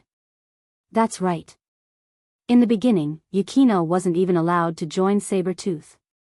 She tried to join the guild several times but was mercilessly rejected. This was because the guild leader who brought Saber-Tooth to the peak used absolute terror to control the entire guild. The guild's order and atmosphere were as strict as an army, and he didn't allow any weak members to appear in the guild. Furthermore, if someone did something that even slightly disgraced the name of the strongest guild, even if it was just a single defeat, they would be expelled from the guild by the guild leader.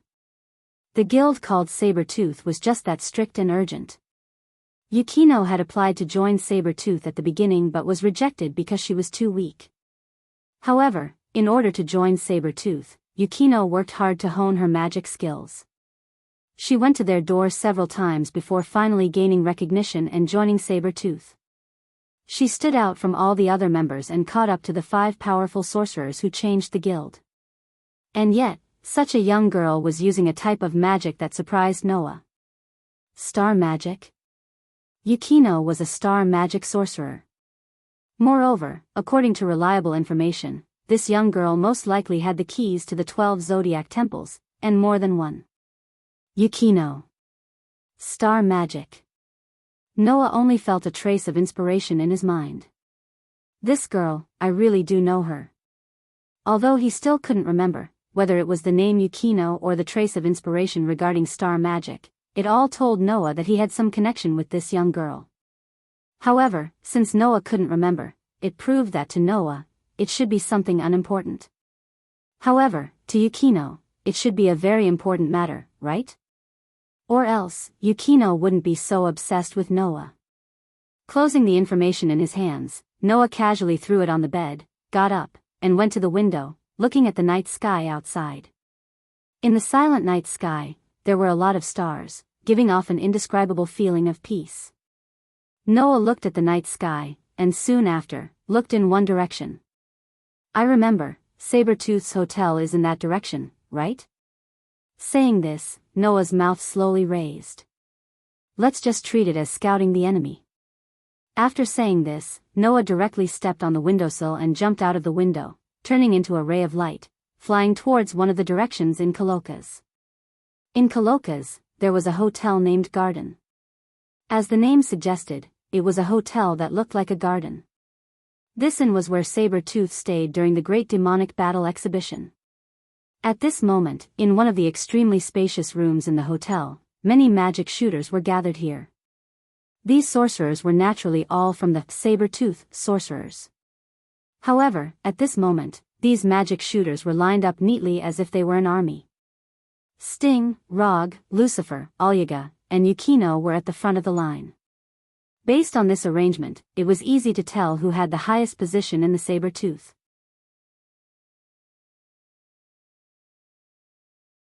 The so-called Saber-Tooth was a guild that determined one's status based on strength. And at the front of the neatly arranged magic shooters, there was a person sitting on a throne-like seat. This person was extremely tall and sturdy, even more exaggerated than Alyaga. He was about 2 meters tall and dressed like a sand monk. A string of prayer beads hung around his neck and the guild's emblem was imprinted on his forehead. His face was extremely ferocious. This person was the guild leader of Saber-Tooth, Germain. Looking at Germain, who was sitting upright in his seat, the members of Saber-Tooth all held their breaths, not daring to even breathe. This was because everyone knew that Germain was in a very bad mood. No. It should be said that he had already entered a state of rage. second place? A low voice came out of Germain's mouth like a tiger's roar. The famous saber-tooth, that has always stood at the top, revered by countless people, looked up to by countless people, feared by countless people, because of a trashy guild that has been at the bottom for 10,000 years, now can only lower themselves to second place. Everyone's palms began to sweat. It had to be said that Germain's voice, filled with anger, was really too scary.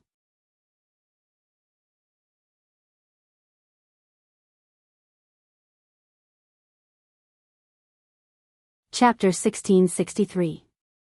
In fact, Germain was in a very bad mood right now. Saber-tooth, the guild that was known as the strongest guild and stood at the peak of all the guilds in the kingdom, had actually placed second in the preliminaries before the official competition began.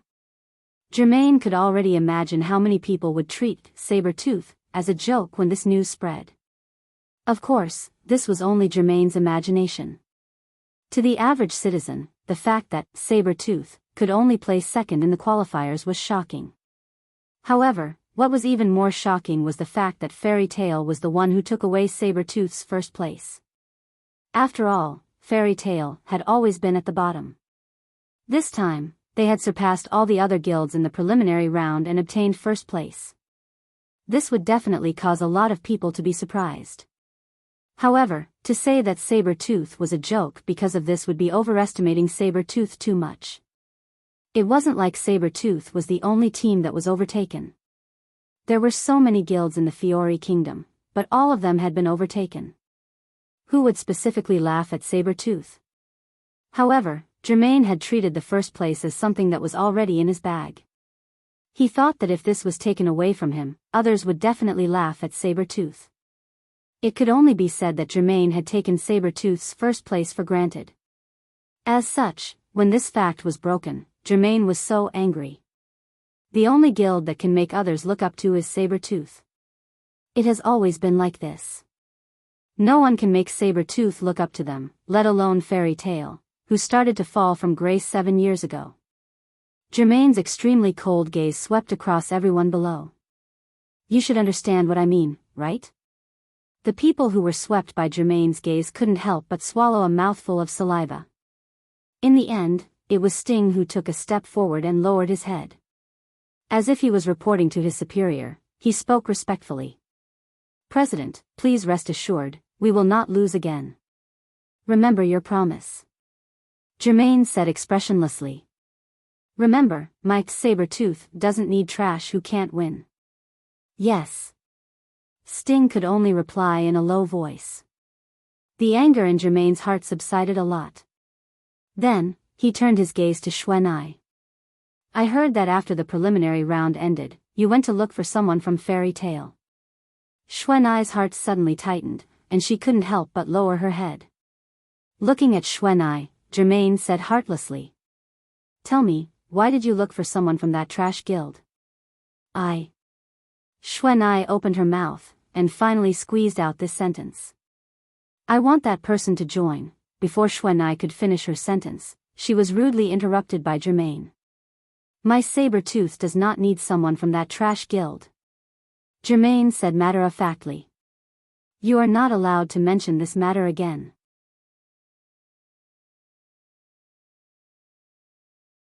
Clearly, Germain knew very well who the person Xuanai was talking about was, and she also knew what Xuanai was planning. Thus, once she opened her mouth, Germain completely shut down Xuanai's hopes and ideas.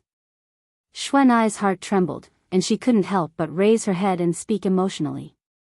But, that person is not weak, he just stayed in a guild that he shouldn't be in. If we can get that person to join Saber-tooth, then our Saber-tooth will definitely become stronger. When this sentence was said, not only Germain, but everyone else was shocked. Of course, what shocked everyone was not the content of Xuanai's words, but the fact that Xuanai actually dared to stand up and refute Germain's decision. To put it bluntly, in Saber-tooth, Germain was the god. It could be seen from the fact that the guild's order and atmosphere were as strict as an army by Germain.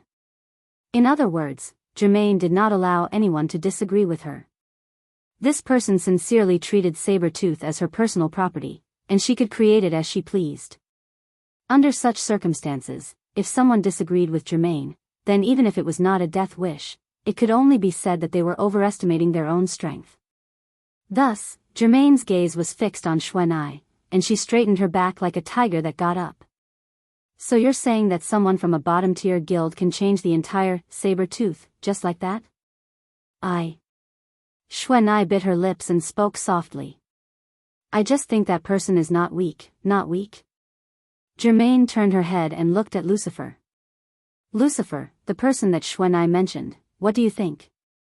From the surface, I can't see his depth.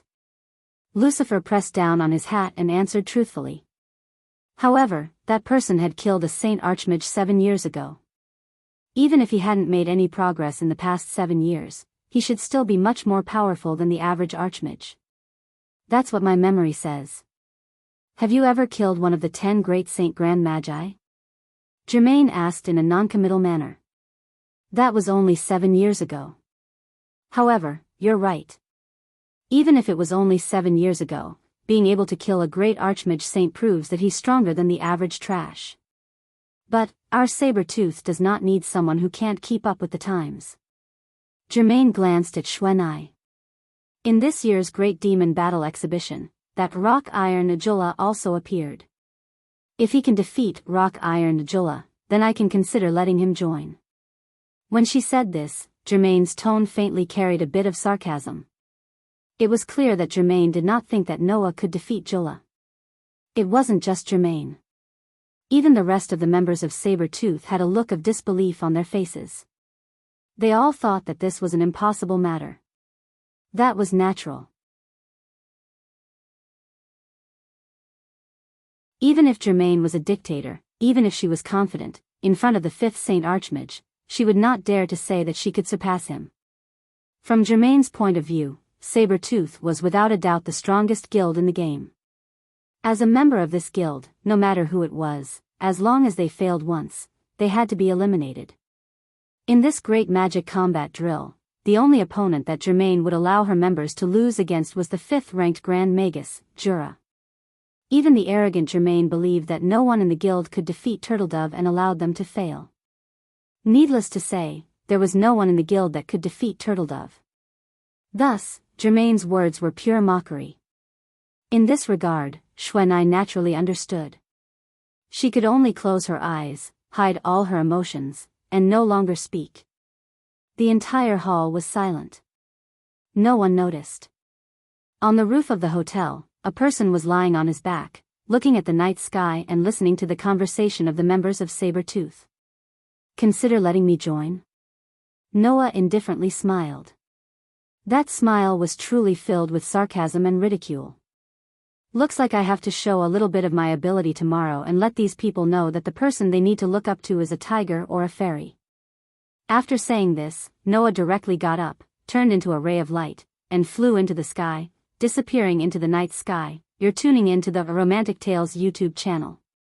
Don't forget to subscribe and join us on this journey to catch the most captivating stories.